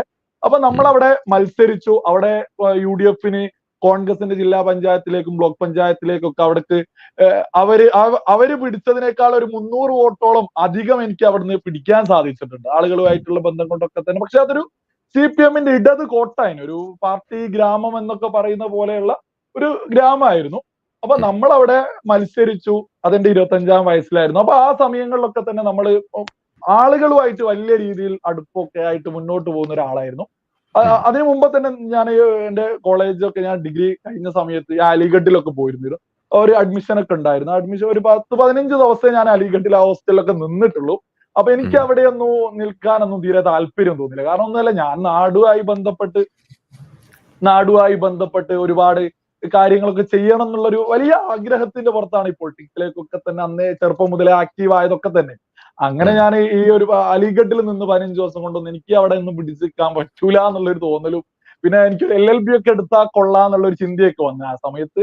അവിടെ നിന്ന സമയത്ത് ഞാൻ അവിടുന്ന് പിന്നെ തിരിച്ചു വന്നു. തിരിച്ചു വന്ന സമയത്ത് ഞാൻ അതോടൊപ്പം തന്നെ ഒരു അക്ഷയ സെന്റർ ഒക്കെ നടത്തുന്നുണ്ട്. ആ കാര്യങ്ങൾ കാരണം ആളുകളുമായിട്ട് കൂടുതൽ ഇടപഴകാൻ വേണ്ടിയിട്ടാണ് അക്ഷയ സെന്റർ പോലും ചൂസ് ചെയ്തത്, അല്ലാതെ അതുമായി ബന്ധപ്പെട്ട് മുന്നോട്ട് പോകാനല്ലായിരുന്നു. അപ്പൊ അത് ഞാൻ പിന്നെ കുറച്ച് സമയം കൊണ്ട് അതൊക്കെ മാറ്റി വെച്ച് പിന്നെ ഞാൻ LLB പഠനം അവിടെ വെച്ച്, കാരണം സൊസൈറ്റിയുമായി ബന്ധപ്പെട്ട് എന്തെങ്കിലും ചെയ്യണം. അങ്ങനെയാണ് ആക്റ്റീവായി നിന്ന. വെറുതെ എനിക്ക് ആരെങ്കിലും കോൺഗ്രസിൽ സീറ്റും കാര്യങ്ങളൊക്കെ അറിയാലോ, വെറുതെ ആരും എടുത്തു തന്നൊന്നല്ല. കൃത്യമായിട്ട് വർഷങ്ങളോളം ജനങ്ങളുമായിട്ട് ഇടപഴകിയത് കൊണ്ട് തന്നെയാണ് ഞാൻ അവിടെ മത്സരിക്കുകയും കാര്യങ്ങളൊക്കെ ചെയ്തത്. ആ സമയങ്ങളിലാണ് ഞാൻ നിരന്തരം, കാരണം ഞാൻ നിൽക്കുന്ന ഒരു സ്ഥലം ചെറിയൊരു സ്ഥലമാണല്ലോ, അപ്പൊ ഞാനിത് അവിടെയുള്ള ആളുകളൊക്കെ ആയിട്ട് നല്ല ബന്ധമാണ്. അപ്പൊ ആ നല്ല ബന്ധത്തിലൊക്കെ വലിയ മാറ്റങ്ങൾ കൊണ്ടുവരണം എന്നായിരുന്നു എന്റെ അന്നത്തെ ബുദ്ധിയിൽ എനിക്ക് ഒരു ലക്ഷ്യക്കായി തോന്നിയിരുന്നത്. പിന്നെ എനിക്ക് മനസ്സിലായി കേരളം മൊത്തമുള്ള ഒരുപാട് വിഷയങ്ങൾ, അത് എന്റെ നാട് നോക്കുകയാണെങ്കിൽ അവിടെയുള്ള അതേ വിഷയം നേരെ അടുത്ത പഞ്ചായത്തിൽ നിന്ന് അതിന്റെ അപ്പുറത്തെ പഞ്ചായത്തിൽ. അങ്ങനെയാണ് ഞാൻ ഒരു യൂട്യൂബ് ചാനലിലേക്കൊക്കെ വന്നത്. അതായത് റോഡ് പ്രശ്നങ്ങള്, ബൈക്കിന് അവനാവശ്യമായിട്ട് പെറ്റി അടിക്കുക, ആ ടൈപ്പ് കാര്യങ്ങളൊക്കെ നിരന്തരം കണ്ടിട്ട്. അപ്പൊ ഞാനൊക്കെ ഒരുപാട് പോലീസ് സ്റ്റേഷനൊക്കെ ആയി ബന്ധപ്പെട്ട് സംസാരിക്കും, കാര്യങ്ങളൊക്കെ ഒരുപാട് ഇടപഴകൽ ഉണ്ടായിട്ടുണ്ട്. ഒരുപാട് പല തവണ ഇതൊക്കെ പല പ്രശ്നങ്ങളുമായിട്ട് ജനങ്ങളുമായിട്ട് വലിയ രീതിയിൽ തന്നെ നല്ല ബന്ധം ഉണ്ടായിരുന്നു ഒരുപാട് ആളുകളുമായിട്ട്. അപ്പൊ ആ സമയങ്ങളിലൊക്കെ തന്നെ ഈ വിഷയങ്ങൾ ഇടുന്ന സമയത്ത് വലിയ രീതിയിൽ ഒരു ആളുകൾ അംഗീകരിച്ചു. ഒന്ന് എന്നെ എല്ലാ ആളുകളും അറിയുന്നത് കൊണ്ടായിരിക്കും ഞാനൊരു ചാനൽ തുടങ്ങി ഒരു 3 മാസം കൊണ്ടൊക്കെ തന്നെ വലിയ രീതിയിൽ ഷോർട്സ് ഒക്കെ ആളുകൾ ഏറ്റെടുത്തിട്ടുണ്ട്, നമ്മൾ പറയുന്ന ഓരോ കാര്യങ്ങളും. അങ്ങനെ ഒരു സമയത്താണ് ഞാൻ രാജ്യത്തിന്റെ പ്രധാനമന്ത്രി നരേന്ദ്രമോദിയുടെ ജന്മദിനം വരിക. അപ്പൊ സ്വാഭാവികമായിട്ടും രാഹുൽ ഗാന്ധി, മമതാ ബാനർജി, MK സ്റ്റാലിൻ എല്ലാ ആളുകളും എന്ത് ചെയ്തിട്ടുണ്ട്, ജന്മദിനാശംസകളൊക്കെ നേർന്നിട്ടുണ്ട്. അതേപോലെ തന്നെ രാജ്യത്തിന്റെ പ്രധാനമന്ത്രിക്ക് ഒരു ജന്മദിനാശംസകൾ ഷോർട്സിലൂടെ ചെയ്തതേ ഓർമ്മയുള്ളൂ. പിന്നെ യഥാർത്ഥത്തിൽ എന്റെ പേഴ്സണൽ മെസ്സേജിൽ ഒരു പൊങ്കാലയായിരുന്നു. അതും ജീവിതത്തിൽ ഇന്നലെ ആ ഷോർട്സ് പോലും, അതായത് അത്രയും കാലം കണ്ട ഒരു വീഡിയോക്ക് പോലും ഒരു കമന്റോ ഒരു അഭിപ്രായമോ ലൈക്കോ ഒന്നുമില്ലാതെ നടന്ന ആളുകൾ പോലും അതെന്തിനാ അങ്ങനെ ചെയ്ത ആ ഒരു രീതിയിൽ അതേ സമയത്ത് തന്നെ ഞാൻ മറ്റൊന്നും ശ്രദ്ധിക്കുന്നുണ്ട്. ഞാൻ കൃത്യമായിട്ട് സൊസൈറ്റിയെ വീക്ഷിക്കാറുണ്ട് ഓരോരോ ഘട്ടത്തിലും ഓരോരോ സമയത്തും. കോളേജ് പഠിക്കുന്ന സമയത്താണെങ്കിലും അവിടെയൊക്കെ തന്നെ ഞാൻ പറഞ്ഞല്ലോ, ഈ നിരന്തരം ആ സമയത്തൊക്കെ തന്നെ എന്റെ സുഹൃത്തുക്കൾ, എന്റെ ഒക്കെയായി ബന്ധപ്പെട്ട ഒരുപാട് ആളുകൾ ഈ ഖത്തർ രാജ്യം ഒരു ഉദാഹരണമാണ് പറയുന്നത്. ഖത്തർ രാജാവിന്റെ ഒരു ജന്മദിനം വന്നാൽ വലിയ ആവേശം, അതിട്ട് കഴിഞ്ഞാൽ വലിയ കമന്റുകളാണ്, ലവ് ചിഹ്നങ്ങളാണ്, വലിയ രീതിയിൽ സപ്പോർട്ട്. എനിക്ക് അതിനോടൊന്നും പണ്ട് മുതലേ താല്പര്യമില്ല. എന്തുകൊണ്ടോ എനിക്ക് അത് തീരെ താല്പര്യമില്ല. എന്റെ ആ ഒരു നോക്കിക്കഴിഞ്ഞാൽ മനസ്സിലാവും. അപ്പൊ ഞാൻ ആ സമയത്ത് പ്രധാനമന്ത്രിന്റെ ഇട്ട സമയത്ത് വലിയ പ്രശ്നം. അപ്പൊ ഖത്തർ രാജാവിന്റെ ഇവിടെ ഇടുന്നതിന് ആർക്കും ഒരു പ്രശ്നമില്ല. പക്ഷെ പ്രധാനമന്ത്രി നരേന്ദ്രമോദിന് പറ്റൂല. അതും ഒരു ഊര് വിലക്കോ അല്ലെങ്കിൽ ഒരു മിണ്ടായി ഞാൻ സ്ഥിരം നാട്ടിലിറങ്ങി ഒരു മിണ്ടായിക അല്ലെങ്കിൽ എന്താ പറയാ കൈ തരാൻ ഒരു മടി. കാരണം സ്ഥിരമായിട്ട് ഞാൻ അത് ചെയ്ത് പോകുന്ന ഒരാളായതുകൊണ്ട് അത് ചെയ്തത് ശരിയായാലും ശരി. ആ ഒരു സമയത്തൊക്കെ തന്നെ ബന്ധുക്കളിലൂടെ, എന്നോടല്ല നേരിട്ടല്ല, അപ്പൊ ഞാൻ അതുമായി ബന്ധപ്പെട്ട് മറ്റൊരു വീഡിയോ ചെയ്തിട്ടുണ്ടെന്നാ തോന്നുന്നത്. വേറെ ഇതേപോലെ തന്നെ രാജ്യത്തിന്റെ പുരോഗതിയായി ബന്ധപ്പെട്ട് എനിക്ക് തോന്നുന്നത് അത്ര ഒരു ഓർമ്മയില്ല. ആ സമയത്ത് കുറച്ച് വീഡിയോസുകൾ ചെയ്ത് ആ സമയത്ത് വീഡിയോസുകളൊക്കെ ചെയ്ത സമയത്ത് ആളുകൾ വലിയ രീതിയിൽ എതിർക്കുന്നുണ്ട്. അതേപോലെ തന്നെ ബന്ധുക്കൾ വഴി അവൻ എന്ത് വേണമെങ്കിലും നമ്മൾ ചെയ്തു കൊടുക്കൂല, എന്തിനാണ് അവൻ അതൊക്കെ ചെയ്യുന്നത് എന്നുള്ള നിരന്തര ചോദ്യങ്ങൾ വരൽ തുടങ്ങി പല വഴിക്ക്. എന്നോട് ഡയറക്റ്റ് ചോദിക്കില്ല, ഒന്നുകൊണ്ടല്ല, ഞാൻ കൃത്യമായിട്ട് ആളുകളിലൊക്കെ ഇടപഴകി എടുക്കുന്ന ഒരാളായതുകൊണ്ട് പല ആളുകളും പല കാര്യങ്ങളൊക്കെ നമ്മളൊക്കെ സഹായമൊക്കെ ചെയ്തു പോകുന്ന ഒരാളായിരുന്നു. അപ്പൊ തന്നെ ഡയറക്റ്റ് ഉള്ള ക്വസ്റ്റ്യൻസുകൾ പകരം ബന്ധുക്കൾ വഴി വലിയ ഓഫറുകളൊക്കെ വരാൻ തുടങ്ങി. അപ്പൊ എനിക്ക് മനസ്സിലായി എന്റെ ചിന്തകളാണ് ശരിയെന്നുള്ളത്. കാരണം ഓഫറുകൾ വരെ ഞാൻ പലപ്പോഴും ആ സമയത്തൊക്കെ, നിങ്ങൾ തെറ്റുണ്ട് പറഞ്ഞോളൂ, ഞാൻ നരേന്ദ്രമോദിക്ക് ജന്മദിനാശംസകൾ നേർന്നതിൽ എന്താണ് പ്രശ്നം, നിങ്ങൾ അത് തുറന്നു പറഞ്ഞോളൂ എന്നാണ്. അങ്ങനെ ആർക്കും എതിരഭിപ്രായങ്ങളല്ല, പക്ഷെ അത് പറയാൻ പാടില്ല. ആ സമയത്ത് തന്നെ ഞാൻ കൃത്യമായിട്ട് മനസ്സിലാക്കിയിട്ടുണ്ട് ഞാൻ പോകുന്ന വഴിയാണ് ശരിയെന്നുള്ളത്. പിന്നെ രാജ്യവുമായി ബന്ധപ്പെട്ട് നമ്മൾ നിരന്തരം അതൊന്നും ആളുകൾ തീരെ അംഗീകരിക്കുന്നില്ല. എനിക്ക് ഒരുപാട് വിഷമമൊക്കെ ഉണ്ടായിട്ടുണ്ട് ആ സമയത്തൊക്കെ. ഞാൻ ചെയ്യുന്നത് എന്താ, ഞാൻ ശരിക്കും പറഞ്ഞാല് നരേന്ദ്രമോദിയുമായി ബന്ധപ്പെട്ടതിനേക്കാൾ കൂടുതൽ രാജ്യത്തിന്റെ ഡെവലപ്മെന്റും രാജ്യം ഉയർന്നു പോകുന്ന അത് വല്ലാത്ത രീതിയിൽ എന്നെ ബാധിച്ചിട്ടുണ്ട് ആ ഒരു സമയത്ത്. നിരന്തര മെസ്സേജുകളും യഥാർത്ഥത്തിൽ എന്റെ ഫാദർ ഒന്നും എന്നെ ഒന്നിനും ബുദ്ധിമുട്ടിക്കില്ല. അപ്പൊ ഉമ്മാനെയൊക്കെ തന്നെ ആളുകൾ ബുദ്ധിമുട്ടിക്കലൊക്കെ തുടങ്ങി. അപ്പൊ പിന്നെ നമ്മൾ പറയുന്നത് ശരിയാന്നുള്ള ഒരു ഉറച്ച തീരുമാനവും എന്നാ പിന്നെ വരുന്നിടത്ത് വെച്ച് നോക്കാന്നുള്ളതും രണ്ടാമത് പറഞ്ഞോളൂ. ഇവിടെ എനിക്ക് ചോദിക്കാനുള്ളത്, ഇപ്പൊ ഈ ഒരു ആക്ടിവിറ്റി ഇങ്ങനെ ചെയ്യുമ്പോ ഇപ്പൊ ഈ ഫാമിലി മെമ്പേഴ്സ് വഴി നമ്മളെ ഇൻഫ്ലുവൻസ് ചെയ്യാൻ വേണ്ടിയിട്ട് ശ്രമിക്കുന്നു എന്ന് പറഞ്ഞല്ലോ. തിരുത്താനും അതുപോലെ പിന്മാറാനും വലത് കൈയിൽ ചന്ദ്രനും ഇടത് കൈയിൽ സൂര്യനും വെച്ചുതരാന്നൊക്കെ പറയുന്നുണ്ട്. അപ്പൊ എന്റെ സംശയം, ഇപ്പൊ നിലവിൽ പാരന്റ്സിന്റെ ഒരു നിലപാട് എങ്ങനെയാണ്? നമ്മള് സപ്പോർട്ട് എങ്ങനെയാണ്? കുടുംബക്കാര് മീൻസ് സഹോദരങ്ങളൊക്കെ? എന്റെ നേരെ അനിയനെ ഒക്കെ ഒന്ന് പറയുന്നത് വെച്ചാൽ യാതൊരു പ്രശ്നങ്ങളുമില്ല. ഞാൻ എന്തോ ചെയ്യുന്ന അതെന്തെങ്കിലും ശരിയല്ലാതെ ചെയ്യൂല എന്ന് അടിയുറച്ച് വിശ്വസിക്കുന്ന ഒരു അനിയനാണ്. അതൊരു ഭാഗ്യമായിട്ട് കാണുന്നുണ്ട്. പിന്നെ മാതാപിതാക്കൾ അങ്ങനെയാണെങ്കിൽ ഞാൻ പൊളിറ്റിക്സോ അല്ലെങ്കിൽ കോളേജ് പഠനം കഴിഞ്ഞ് എന്റെ ഇഷ്ടത്തിന് വിട്ട ഒരാളാണ്. വീട്ടുകാരൊക്കെ തന്നെ ആണെങ്കിൽ പ്രത്യേകിച്ച് ഒരു കാര്യം ചെയ്യണം അല്ലെങ്കിൽ ഇന്ന ഗൾഫിലേക്ക്, കാരണം റിലേറ്റീവ്സ് ഒക്കെ ഗൾഫിലൊക്കെ പോകുന്ന ആളുകൾ, അപ്പൊ അങ്ങനെ പോകണോ, അത്തരം നിർബന്ധങ്ങളൊന്നും ഇല്ലായിരുന്നു. അപ്പൊ ഞാൻ പറഞ്ഞ് മുന്നോട്ട് പോവുക. അപ്പൊ എന്നെ എങ്ങനെ ഉപദ്രവിക്കുന്നത് പോലെ അപ്പൊ അവരെ ഉപദ്രവിക്കുന്നൊക്കെയാണ് നമുക്ക് വലിയ ബുദ്ധിമുട്ട്. എന്റെ ഉമ്മാന്റെ ഉപ്പാന്റെ അടുത്തുനിന്ന് അല്ലെങ്കിൽ അനിയന്റെ അടുത്തുനിന്ന് പെങ്ങളുടെ അടുത്തുനിന്നൊന്നും എനിക്ക് യാതൊരു പ്രശ്നമില്ല. അവരൊക്കെ അത് എല്ലാം പ്രശ്നമല്ല, ഞാൻ എന്തെങ്കിലും വെറുതെ പറയൂലെന്നും. അതേസമയം ഉപ്പാനെയും ഉമ്മാനെയൊക്കെ നന്നായിട്ട് ബന്ധുക്കൾ വഴി ഭയങ്കര പ്രശ്നമാണ്. ഉമ്മയൊക്കെ ഒരുപാട് കരഞ്ഞ സമയങ്ങളൊക്കെ ഉണ്ട്. ഒരു കാരണവും ഇല്ലാതെ നമ്മള് ഈ പറയുന്ന ഇതൊന്നുമല്ല മാറിയേ ഒന്നുമല്ലാതെ. ഓക്കെ, ഇസ്ലാം മത വിശ്വാസികൾ ഇത് കാണുന്നുണ്ടെന്ന് വിചാരിക്കുന്നു. അതായത് ഇദ്ദേഹം ചെയ്യുന്ന ഒരു പാതകം എന്തെന്ന് ചോദിച്ചു കഴിഞ്ഞാൽ നമ്മളുടെ രാജ്യം സമാധാനമായിട്ട് ജീവിക്കാൻ വേണ്ടിയിട്ടുള്ള ഒരു പാത വെട്ടിത്തെളിക്കുന്നു. അത്രേ ചെയ്യുന്നുള്ളൂ. ഇതില് ഈ സാധാരണ വിശ്വാസികളുടെ ഇടയിലേക്ക് ഈ തീവ്ര ചിന്താഗതി കുത്തിയിറക്കിക്കൊണ്ട് ആളുകളെ ഭയത്തില് തളച്ചിട്ടുകൊണ്ട് ആളുകളെ ചുമ്മാ നിങ്ങളിപ്പോ ആരോ കൊന്നൊടുക്കാൻ വരുന്നു, വേട്ടയാടാൻ വരുന്നു എന്നുള്ള ഭയം ഇറക്കിക്കൊണ്ട് നിങ്ങളെ കത്തിയെടുക്കാനും വാളെടുക്കാനും ബോംബ് പൊട്ടിക്കാനും ഇറക്കി തീർക്കുന്ന തരത്തിലേക്ക് നിങ്ങളെ കൊണ്ടുപോകുന്ന ആ ഒരു നിലപാടിനെ പച്ചയ്ക്ക് തുറന്നു തീർക്കുന്നു. അത്തരം ആളുകളെ എക്സ്പോസ് ചെയ്യാൻ ശ്രമിക്കുന്നു. ഇതേ ഇവിടെ നടക്കുന്നുള്ളൂ, ഇദ്ദേഹം അതേ ചെയ്യുന്നുള്ളൂ. അപ്പൊ അത് പറയുന്നതിന്റെ പേരിൽ ഇന്നിപ്പോ നിങ്ങൾ എല്ലാവരും ചെയ്യുന്നുണ്ട്. ഞാൻ സാന്ദർഭികമായിട്ടൊരു കാര്യം ഓർക്കുന്നു. ഇവിടെ മോദിയുടെ ജന്മദിനത്തിന്റെ കാര്യം പറഞ്ഞപ്പോ ഹാക്സ് വൈബ് എന്ന് പറഞ്ഞിട്ടൊരു യൂട്യൂബർ ഉണ്ട്. അദ്ദേഹം നമ്മളുടെ ഹൈവേ ഡെവലപ്മെന്റ് കംപ്ലീറ്റ് മലപ്പുറംകാരനാണ് പയ്യൻ. ഡ്രോൺ ഉപയോഗിച്ചുകൊണ്ട് ഇങ്ങനെ റെക്കോർഡ് ചെയ്ത് നല്ല വീഡിയോ ഒക്കെ ഇടുന്ന ആളാ. അപ്പൊ പുള്ളി ഒരിക്കൽ ഇത് ഇട്ടിട്ട് പുള്ളിയുടെ ഒരു വീഡിയോ ഗഡ്കരി അത് ഷെയർ ചെയ്തു. അപ്പൊ നിതിൻ ഗഡ്കരി BJPയുടെ മന്ത്രിയാണ്. അപ്പൊ ഇദ്ദേഹം എടുത്ത വീഡിയോ നല്ലൊരു വീഡിയോ ആണ് എടുത്തത്. നല്ലൊരു ഡ്രോൺ ഷോട്ട്. അതിൽ തന്നെ പഴയ ആ ചിത്രവും പുതിയ ചിത്രവും കൂടി മിക്സ് ചെയ്തിട്ട് പുതിയതിന്റെ ആ ഒരു ഭംഗിയൊക്കെ കാണിക്കുന്ന രീതിയിലൊരു സാധനം ഇതാണ് പുള്ളി ഇട്ടത്. അപ്പൊ അതിൽ പറയുന്നുണ്ട് എന്താണ്, എല്ലാ ആളുകളും രാവിലെ എഴുന്നേറ്റാൽ എന്ത് ചെയ്യണമെന്ന് ചിന്തിക്കും, എന്നിട്ട് അതിനുവേണ്ടി ഇറങ്ങിത്തിരിക്കും. അങ്ങനെയുള്ള സമയത്ത് ഇവിടെ ഒരു മന്ത്രി ഉണ്ട്, ഇന്ന് എത്ര കിലോമീറ്റർ ഹൈവേ പണിയണം, ഇന്ന് എത്ര കിലോമീറ്റർ റോഡ് ടാർ ചെയ്യണം എന്ന് ചിന്തിക്കുന്ന ഒരു മന്ത്രി ഈ രാജ്യത്തുള്ളതിന്റെ ഇതൊക്കെയാണെന്നൊക്കെ പറഞ്ഞിട്ട് ഗഡ്കരിനെ വല്ലാതെ അങ്ങ് പ്രൊമോട്ട് ചെയ്യുക, അല്ലെങ്കിൽ അതിനെ പ്രശംസിക്കുകയാണ്. അപ്പോഴേക്കും പുള്ളിക്ക് പൊങ്കാലയാണ്. എന്ന് വെച്ചാൽ അല്ല, അതെനിക്ക് പെട്ടെന്ന് മനസ്സിലാവും എത്രത്തോളം ഉണ്ട് എന്നുള്ളത്. നമ്മളൊക്കെ അതൊക്കെ നന്നായിട്ട് അനുഭവിച്ചാണ് മുന്നോട്ട് പോകുന്നത്. നമ്മളൊന്നും ഒരിക്കലും ഒരു മതത്തിനെതിരെ നമ്മളൊന്നും ഒരു സമയത്തും പറഞ്ഞിട്ടില്ല. നമ്മൾ കൃത്യമായ കാര്യങ്ങൾ മാത്രമാണ് മുന്നോട്ട് വെക്കാറുള്ളത് ഓരോ സമയത്തും. അപ്പൊ അത് വലിയ രീതിയിലാണ് നമ്മളൊക്കെ അറ്റാക്ക് ചെയ്തുകൊണ്ടിരിക്കുന്നത്. ഒരു സംശയമായിട്ട് ഞാൻ ചോദിക്കുകയാണ്. ഇപ്പൊ നിർമ്മല കോളേജിലെ വിഷയം ഇവിടെ പറഞ്ഞു. അതുപോലെ ഇപ്പൊ എനിക്ക് തോന്നുന്നു ഏറ്റവും കൂടുതൽ നിറഞ്ഞു നിൽക്കുന്ന സംഗതിയാണ് നമ്മളുടെ ഹമാസ് വിഷയം. അതില് ഹനിയ എന്ന് പറയുന്ന ആള് ഞാനിപ്പോ ഇങ്ങോട്ട് വരുന്ന വഴിക്ക് ഒരു കോള് വന്നു. ആള് പോലും ഹനിയയുടെ ചിത്രം ഞാൻ ഇട്ടു. 72 ഹൂറികളുടെ ഒപ്പം നിൽക്കുന്ന ഹനിയയുടെ ഒരു ചിത്രം ഞാൻ പോസ്റ്റ് ചെയ്തിട്ടുണ്ടായിരുന്നു. അതെ, നാസ റിപ്പോർട്ട് ചെയ്തതാണ്. അപ്പൊ ആ ചിത്രം ഞാൻ പബ്ലിഷ് ചെയ്തിട്ടുണ്ടായിരുന്നു. അപ്പൊ ആ ചിത്രം ഇട്ടതിനെ പോലും വിമർശിച്ച് നിങ്ങൾ ഒരു സ്വാതന്ത്ര്യ സമര പോരാളിയെ നിങ്ങൾ അവഹേളിച്ചു എന്നും പറഞ്ഞിട്ട് എന്നെ ചീത്ത പറയാണ്. അപ്പൊ ഞാൻ ചോദിക്കുകയാണ്, ഈ ഹമാസിനെ എങ്ങനെയാണ് കാണുന്നത്? എന്തുകൊണ്ടാണ് അത്തരം ഒരു കാഴ്ചപ്പാട് കൊണ്ട് നടക്കുന്ന ഒരു മുസ്ലിമിനെ വിമർശിക്കുന്നത്? താങ്കളെ പല വീഡിയോയിലും ഞാൻ കണ്ടിട്ടുണ്ട്. അതിനെ കുറിച്ചൊന്ന് പറയാമോ?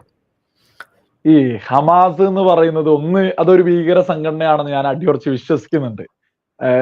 100% അത് October 7th വിഷയമൊക്കെ ആണെങ്കിൽ എടുത്തു നോക്കിയാൽ അവരാണല്ലോ അത് തുടക്കം. ഇനി അതിനു മുമ്പേയും ചരിത്രം ഉണ്ടെന്ന് പറയുമ്പോൾ ചാടി വീഴും. അപ്പൊ എല്ലാ കാലങ്ങളിലും ഈ ഇസ്രായേലിലേക്ക് കടന്നു കയറിയതും ആക്രമണങ്ങളൊക്കെ തന്നെ നടത്തിയിട്ടുള്ളത് ഈ ഹമാസ് ഭീകര സംഘടന. അപ്പൊ നമ്മൾ ഈ ഹമാസുമായി ബന്ധപ്പെട്ട ഒരുപാട് കാര്യങ്ങൾ നമ്മളൊക്കെ നോക്കാം. നമ്മളൊരു 5 മിനിറ്റ് വീഡിയോ ചെയ്യുമ്പോൾ നമ്മൾ മണിക്കൂറുകൾ അതുമായി ബന്ധപ്പെട്ട് കാര്യങ്ങൾ നോക്കല്ലോ. അപ്പൊ വീഡിയോ ചെയ്യുന്ന ആളുകൾക്ക് പെട്ടെന്ന് മനസ്സിലാവില്ലത്. അപ്പൊ ഈ ഹമാസ് മേധാവ് ഇപ്പൊ അടുത്ത് കൊല്ലപ്പെട്ട ഇസ്മായിൽ ഹനിയ ഏകദേശം ഇന്ത്യൻ റുപ്പി 32,000 കോടി രൂപ ആസ്തിയുണ്ട്. ഇദ്ദേഹം ഒരു സാധാരണ കുടുംബത്തിൽ ജനിച്ചതാണ്. പ്രത്യേകിച്ച് ഒരു ബില്യന് ഒന്നുമല്ല, പാരമ്പര്യമില്ല. ഒരു സ്റ്റാർട്ടപ്പ് കമ്പനിന്റെ ഓണർ അല്ല, ഒരു മൾട്ടിനാഷണൽ കമ്പനി ഇല്ല, സ്വന്തമായിട്ട് ഒന്നുമില്ല. ഒരൊറ്റ കാര്യം, ഹമാസ് മേധാവി. ഈ മക്കളൊക്കെ ഉണ്ട് ഒരുപാട്. ഈ മക്കളൊക്കെ തന്നെ ഈ ഫാദർ ഓഫ് റിയൽ എസ്റ്റേറ്റ് എന്നൊക്കെ അറിയപ്പെട്ട് ഈ ഗാസയിൽ വലിയ പൊസിഷനുകളാണ്. അതായത് ഈ ഹമാസികൾക്ക് ഒരു ലക്ഷ്യമുണ്ട്, ഈ യുദ്ധം ഒരിക്കലും അവസാനിപ്പിക്കരുത് ഉള്ളത്. ഇത് അവസാനിച്ചാൽ ഇവരെന്ത് ചെയ്യും? സിമ്പിൾ ചോദ്യമല്ലേ. ഇവരെന്ത് ജോലി ചെയ്യും? എങ്ങനെ ജീവിക്കും? ഇവർക്ക് ഈ യുദ്ധം നിലനിർത്തലും അത്യാവശ്യമുള്ള ഒരു കാര്യമാണ്. അതേപോലെ ഇസ്രായേൽ എന്ന് പറയുന്നത് അവർക്ക് മറ്റൊരു ജോലിയും ഇല്ല. ഇവർക്ക് ഈ ഭീകരവാദം മാത്രമേ ഉള്ളൂ. അതേസമയം ഇസ്രായേൽ എങ്ങനെയാണോ ഒരു സമാധാനത്തിൽ മുന്നോട്ട് പോകും? നമ്മുടെ പെട്ട തന്നെ ആയിരക്കണക്കിന് ആളുകൾ, ഇന്ത്യക്കാരായിട്ടുള്ള ആളുകൾ അവിടെ ജോലി ചെയ്യുന്നില്ലേ? അവിടെ നല്ലൊരു അന്തരീക്ഷല്ലേ? അവർക്കൊരിക്കലും ഒരു യുദ്ധത്തിന്റെ ആവശ്യം പോലെ, അവർക്ക് അവിടെ സമാധാനാവേണ്ടത്. അതിനല്ല അവർ ഈ യുദ്ധം തരും. ഇനി ഈ ഹമാസികൾ അവസാനത്തെ ആളെയും തീർക്കാതെ ഇസ്രായേലിന് സമാധാനം. കാരണം ലാസ്റ്റ് ഒരാളാണെങ്കിൽ സ്വന്തം പോയി പൊട്ടിത്തെറിക്കും ഈ പറഞ്ഞ ഇസ്രായേലിന്. പിന്നെ ഈ അമാസികൾ അനുകൂലിക്കണം ഇവിടെ എന്ത് ന്യായ പറയുന്നത്? ഇവിടെ നമ്മളിപ്പോ ഈ നമ്മളെ പറഞ്ഞു. അല്ല, ഒരു കാര്യം അവിടെ ഞാൻ ഇടപെടുകയാണ്, ചോദിക്കുക. അതും കൂടി ചേർത്ത് പറഞ്ഞോളൂ കേട്ടോ, ബാക്കി മറന്നുകൊണ്ട. അതായത് ഇത്രേ ഉള്ളൂ. ഇപ്പൊ വിശ്വാസിയായിട്ട് നിലനിൽക്കുന്ന സമയത്ത് ഇപ്പൊ വെള്ളിയാഴ്ചകളിലൊക്കെ പള്ളിയിൽ പോയിട്ടുണ്ടാവുമല്ലോ. അപ്പൊ സ്വാഭാവികമായിട്ടും ഈ വിഷയം അവിടെ ഖുതുബയിൽ വന്നിട്ടുണ്ടാവും. നമ്മളുടെ ശാപപ്രാർത്ഥന, ഞങ്ങൾ പറയുന്നത് അങ്ങനെയാണ്, ശാപപ്രാർത്ഥന അല്ലാഹുമ്മ അഇസ്സൽ ഇസ്ലാമ വൽ മുസ്ലിമീനൊക്കെ വെച്ചിട്ട് അവിടെ യഹൂദ വൽ നസാറ എന്നൊക്കെ പറഞ്ഞിട്ട് അവിടെ പറയുന്നത് കേട്ടിട്ടുണ്ടാവും. അപ്പൊ എന്തായാലും ഈ ജൂതവിരുദ്ധത അതിപ്പോഴും പള്ളികളിൽ നടക്കുന്നുണ്ടോ? ജൂതന്മാരെ കുറിച്ചുള്ള ഇല്ലാക്കഥകൾ പറഞ്ഞ് ജൂതന്മാരെ വെറുക്കണമെന്ന് പറയുന്ന സംഗതി പഠിപ്പിക്കുന്നുണ്ടോ ഇപ്പോഴും? അതും കൂടി ഒന്ന് പറയും, ചേർത്ത് പറഞ്ഞാൽ. അല്ല, ഒന്ന് ഞാൻ വെള്ളിയാഴ്ചകളിലൊക്കെ ഉച്ചക്ക് പള്ളിയിൽ പോയി കഴിഞ്ഞാല് ഞാൻ ആദ്യത്തെ പ്രാർത്ഥന ഉണ്ടല്ലോ, നിസ്കാരം കഴിഞ്ഞ് പ്രാർത്ഥന കഴിഞ്ഞ് ഞാൻ അവിടെ നിന്ന് എഴുന്നേറ്റ് പോരാറുള്ളത്. ഒന്ന്, ഞാൻ ഏതെങ്കിലും യാത്രകളിലൊക്കെ ആകുമ്പോൾ ഏതെങ്കിലുമൊക്കെ പള്ളിയിലായിരിക്കും കയറുക. അപ്പൊ എന്റെ നാട്ടിലാണ് എനിക്ക് ഇരിക്കുന്നതിന് യാതൊരു പ്രശ്നമില്ല. കൂടുതൽ ആളുകൾക്ക് അറിയാം. പ്രത്യേകിച്ച് ബുദ്ധിമുട്ടുണ്ടോന്ന് അറിയില്ല, അവരെ മനസ്സിലെന്താന്ന് ഇപ്പൊ നമുക്ക് അറിയൂലല്ലോ. ഇപ്പൊ ഏതായാലും എന്റെ അടുത്തേക്ക് ഇതുവരെ ആരും വന്നിട്ടൊന്നുമില്ല. പക്ഷെ മറ്റു പള്ളികളിലൊക്കെ പോകുമ്പോൾ ഞാൻ ആ നിസ്കാരം കഴിയുന്ന സമയത്ത് തന്നെ സ്പോട്ടിൽ ശരിക്കും പറഞ്ഞാൽ തടിയെടുക്കലാണ്. ഞാൻ അവിടുന്ന് വേഗം പോരും. നമ്മളെ തുറിച്ചു നോട്ടം അപാര നോട്ടങ്ങളാ. പ്രത്യേകിച്ച് നമുക്ക് അവിടെ ഇരിക്കാനൊരു ഇപ്പൊ എനിക്ക് തന്നെ തോന്നും ഞാൻ ഇവിടുന്ന് വേഗം പോട്ടെ. ഇസ്ലാമോഫോബിയ ഉണ്ട് കുറച്ച്. അല്ല നമ്മളവിടെ ഇരിക്കുക. എനിക്ക് ഇതുവരെ എന്റെ അടുത്തേക്കൊന്നും ആരും വന്നിട്ടോ കാര്യങ്ങളൊന്നുമില്ല. യഥാർത്ഥത്തിൽ നമ്മുടെ നാട്ടിലാണ് പ്രത്യേകിച്ച് ആ പ്രശ്നങ്ങളൊന്നുമില്ല, ആ രീതിയിലല്ല. പക്ഷെ മറ്റ് സ്ഥലങ്ങളിൽ പോകുമ്പോ നമ്മളെ വിളിക്കുന്നതൊക്കെ ഇതേ ആളുകളല്ലേ. ഇതിൽപ്പെട്ട ആരെങ്കിലും ഉണ്ടെങ്കിൽ എനിക്ക് ആ ഒരു പ്രശ്നം ഉണ്ടാവൂലേ? നിങ്ങൾ എന്നെ ആലോചിക്കുക, എന്നെ വിളിക്കുന്ന ആളുകൾ ആരാ? എന്നെ കൊല്ലം, ഈ പറയുന്ന എറണാകുളം, ഈ പറയുന്ന മലപ്പുറം, ഈ പറയുന്ന എന്നെ കണ്ണൂരിൽ നിന്നൊക്കെ ഒരുപാട് ആളുകൾ വിളിക്കാറുണ്ട്. ഈ കണ്ണൂർ ഏരിയകളിൽ നിന്നൊക്കെ കണ്ണൂരാണ് സ്ഥിരം വരാറുണ്ട്. പിന്നെ ചില ആളുകൾ സംസാരിക്കുക പോലുമില്ല, തുടങ്ങുക ചെയ്യുക തെറി, തോന്നിയതുപോലെ തെറി വിളിക്കുക. അപ്പൊ ഞാൻ പറയാം, അല്ല നിങ്ങൾ എന്തിനാണ് എന്നെ തെറി വിളിക്കുന്നത് ചോദിക്കുമ്പോ തെറിയോട് തെറിയാകുമ്പോ ഞാനത് കട്ട് ചെയ്യാറുള്ളത്. സംസാരിക്കാൻ വിളിക്കുന്നപ്പോ മാന്യമായിട്ട് സംസാരിക്കുന്ന ആളുകളുണ്ട്. ആളുകൾ ഓരോ ടൈപ്പ് ആണല്ലോ. അപ്പൊ ഇതൊക്കെ വിളിക്കുന്ന ഇന്ന ആളുകളല്ലേ. അപ്പൊ ഞാൻ ഈ പള്ളി കയറുന്ന സമയത്ത് ഇവിടെ ഉണ്ടോന്നില്ല, എന്റെ ഭയം കൊണ്ട് ഞാൻ ഏത് കയറി കഴിഞ്ഞാലും വേഗം പോരും. നമ്മളായിട്ടൊരു പ്രശ്നത്തിനും എവിടേക്കും ഇല്ല. നമ്മൾ നമ്മളേതായ വിശ്വാസമായിട്ട് മുന്നോട്ട് പോവാന്നുള്ളതാണല്ലോ. ആരെയും ബുദ്ധിമുട്ടിക്കേണ്ട. ഇനി നമ്മളെ കണ്ടിട്ട് ആരും ചാടി വീണ ഒരു പ്രശ്നം ആവണ്ടാനുള്ള രീതിയിൽ ഞാൻ എന്റെ കാര്യം ചെയ്യും, പോരും. അപ്പൊ എന്റെ നാട്ടിലാണെങ്കിൽ പ്രത്യേകിച്ച് പ്രശ്നമില്ല എന്നാണ് ഞാൻ കരുതുന്നത്. ഇനിയിപ്പോ അറിയൂല, ഇതുവരെ ഒരു പ്രശ്നമില്ല. അങ്ങനെ അത് പറയാൻ പറ്റും. കാരണം എനിക്ക് എന്നെ വിളിക്കും. ഇപ്പൊ എന്റെ നാട്ടിലാന്ന് പറഞ്ഞിട്ട് കഴിഞ്ഞ ദിവസം ഒരു വോയിസ് ഞാൻ ചാനൽ ഇട്ടിട്ടുണ്ടായിരുന്നു. അതിലൊക്കെ എന്റെ വീടറിയാം, എന്റെ വീട്ടിലേക്കുള്ള വഴി അറിയാം, ഭാര്യ വീടറിയാം, ആ ഒരു ശൈലി പ്രസംഗം ഉണ്ടായിരുന്നല്ലോ. ആ ഒരു ടൈപ്പിലുള്ള അതേ ഞെട്ടിക്കൽ. എന്നെ അറിയാം, എന്റെ ഉപ്പാനറിയാം, എന്റെ വല്യാപ്പാനറിയാം, അത് എന്റെ തറവാട് പേര് ഉൾപ്പെടെ അറിയാം. നീ ആരെ മോനാണ്, ആരെ ആളാണ്, ഇന്ന ആളതല്ലേ, ഒരുപാട് വിശദീകരിച്ചിട്ട് വിളിച്ചിട്ടുണ്ട്. അപ്പൊ അതൊക്കെ എന്റെ ഇവിടെയൊക്കെ ആവുമ്പോ ഞാൻ ഒന്നുകൂടി കരുതും. നമ്മളെ ആളുകൾ ഒരു കഥയില്ലാതെ ചാടി വീഴ, അവർക്ക് പോലും ഓർമ്മയില്ല അവരെന്തിനാ ഇത് ചെയ്യുന്നില്ല. അത്തരം ആളുകളാണല്ലോ. വൈകാരികമായിട്ട് അവര് തോന്നുന്നത് പോലെ ചാടി വീഴാണല്ലോ ചെയ്യാ. ജൂതവിരുദ്ധതയെ കുറിച്ച് പറഞ്ഞില്ല പള്ളികളിൽ. അല്ല, ഞാൻ പറഞ്ഞല്ലോ, ഞാനത് കഴിയുന്ന സമയത്ത് തടിയെടുക്കാറുണ്ട്. ഈ ഒരു നമ്മുടെ ഈ ഒരു വീഡിയോ ആയി ബന്ധപ്പെട്ട് പോകുന്ന സമയത്ത് ഞാൻ അറബിയിലുള്ള പ്രാർത്ഥന കഴിഞ്ഞാൽ പിന്നെ പ്രസംഗങ്ങൾക്ക് പണ്ട് മുതലേ ഞാൻ നിൽക്കാറില്ല. ഞാനത് കഴിഞ്ഞ് ഞാനങ്ങ് പോരെയായി. ഞാൻ പ്രത്യേകിച്ച് അത് പണ്ട് മുതലേ അല്ല, അതിപ്പോ നന്നായി ശ്രദ്ധിക്കാറുണ്ട് അവിടെ ഇരിക്കേണ്ട വേഗം പോണം എന്നുള്ളൂ ആ രീതിയിൽ തന്നെ. അതെ, ഞാനങ്ങനെ മലയാള പ്രസംഗങ്ങൾ അത് മിക്കവാറും പിരിവും കാര്യങ്ങളൊക്കെ എല്ലാ സ്ഥലങ്ങളിലും ഉണ്ടാകുന്നത് പോലെ കാര്യങ്ങളായിരിക്കും കൂടുതലും ഉണ്ടാവില്ല. ഞാൻ അത്ര താല്പര്യപ്പെടാറില്ല അത്. അങ്ങനെ പോകും. ജൂതവിരുദ്ധത ഒരു മിനിറ്റ്, ജൂതവിരുദ്ധത മുസ്ലിംസിന് നന്നായിട്ടുണ്ട് എന്നുള്ള അടിയുറച്ച് വിശ്വസിക്കുന്ന ഒരാളാണ് കേട്ടോ ഞാന്. അതുകൊണ്ടാണല്ലോ ഇസ്രായേലിനെ എതിർക്കുന്നത്. അല്ലാതെ ഇസ്രായേലിനെ എതിർക്കാൻ എന്താ കാര്യം? വേറെ എന്ത് കാര്യമുള്ള ഇസ്രായേലിനെ എതിർക്കാൻ? ഈ പറയുന്ന ഇസ്രായേലിലുണ്ട് ഒരുപാട് മുസ്ലിങ്ങളൊന്നും, അതൊന്നും ഇവര് കാണുന്ന പോലുമില്ല. അവിടെയുള്ള ജൂതന്മാരെ മാത്രമേ കാണുന്നുള്ളൂ. അവിടെയുള്ള മനുഷ്യരെ കാണൂല. മനുഷ്യത്വപ്പുറം മാത്രം, ഗാസയില് മാത്രം മനുഷ്യര് ഒക്കെ പോട്ടെ. ഇവിടെ എത്രത്തോളം തീവ്ര ചിന്താഗതിക്കാരുണ്ടതിന്റെ ഏറ്റവും വലിയ തെളിവല്ല ഇവിടെ മീഡിയാസ് ചർച്ച ചെയ്യുന്ന ഹമാസ് ഇസ്രായേൽ വിഷയം. എന്ത് വേറെ യുദ്ധങ്ങളില്ലായിട്ട? ലോകത്ത് എത്ര യുദ്ധങ്ങൾ, എത്ര വലിയ രീതിയിൽ ലക്ഷക്കണക്കിന് ആളുകൾ കൊല്ലപ്പെടുന്ന എത്ര രാജ്യങ്ങളുണ്ട്? അതൊന്നും ഇവിടെ ആരും ചർച്ച ചെയ്യുന്നില്ല. ഇവിടെ ഇത് മാത്രം. അപ്പൊ ഈ പറയുന്ന തീവ്ര ചിന്താഗതിക്കാർക്ക് വേണ്ടിയല്ലേ മീഡിയാസ് ചെയ്യുന്നു. അതേപോലെ പൊളിറ്റീഷ്യൻസ് അതിനു വേണ്ടി ഒരു പ്രധാനപ്പെട്ട CPM-ന്റെ നേതാവില്ല എം സ്വരാജ് എന്തായിരുന്നു ഒരു പോസ്റ്റ് ഇട്ടത്, വലിയൊരു പോസ്റ്റാ. എന്നിട്ട് വലിയ വടിവത്ത ഭാഷയിലാണല്ലോ സംസാരം. അതേപോലെ തന്നെ വലിയ രീതിയിൽ സാഹിത്യമൊക്കെ കൂട്ടിയിട്ട് ലാസ്റ്റ് ഭാഗത്ത് എഴുതി പിടിപ്പിച്ചിട്ടുണ്ട്. എന്ത് തന്നെ ആയാലും ഹമാസിനൊപ്പം. ഇത് ആരെ സുഖിപ്പിക്കാനാ? ഇതൊക്കെ നമ്മളൊക്കെ എന്താ മൊണ്ണകളാണെന്നാണ് ഇവരൊക്കെ കരുതുന്നത്. ഇത് ഇവിടെ കംപ്ലീറ്റ് ചെയ്തോളൂ. അല്ല നിങ്ങൾ പറഞ്ഞോളൂ.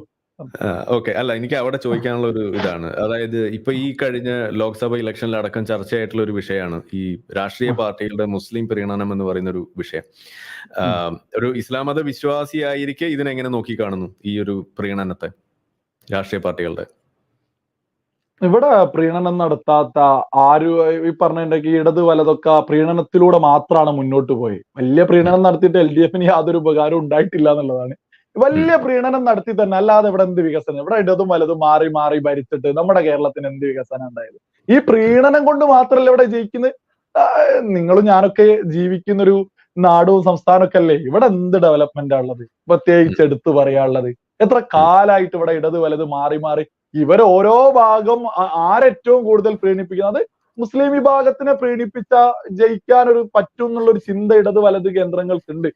അതിപ്പോ അത് അറിയുന്നല്ലേ? ആ ഒരു പ്രീണനം നന്നായിട്ട് നടക്കുന്നുണ്ട്. ആ പ്രീണനമൊക്കെയാണ് ഇവിടുത്തെ ഒരു അപകടം എന്ന് പറയുന്നത്. ആ പ്രീണനത്തിലാണ് ഇവിടെ വലിയ ഭിന്നിപ്പും വലിയ പ്രശ്നങ്ങളൊക്കെ ഉണ്ടാകുന്നത്. രാഷ്ട്രീയ നേതൃത്വത്തിന്, ഇടത് വലത് നേതൃത്വത്തിന് ഈ ഒരു തീവ്ര ചിന്താഗതിക്കാർ ഇത്രത്തോളം പ്രശ്നം ഉണ്ടാക്കുന്ന വലിയൊരു ഭാഗം അവര് തന്നെ.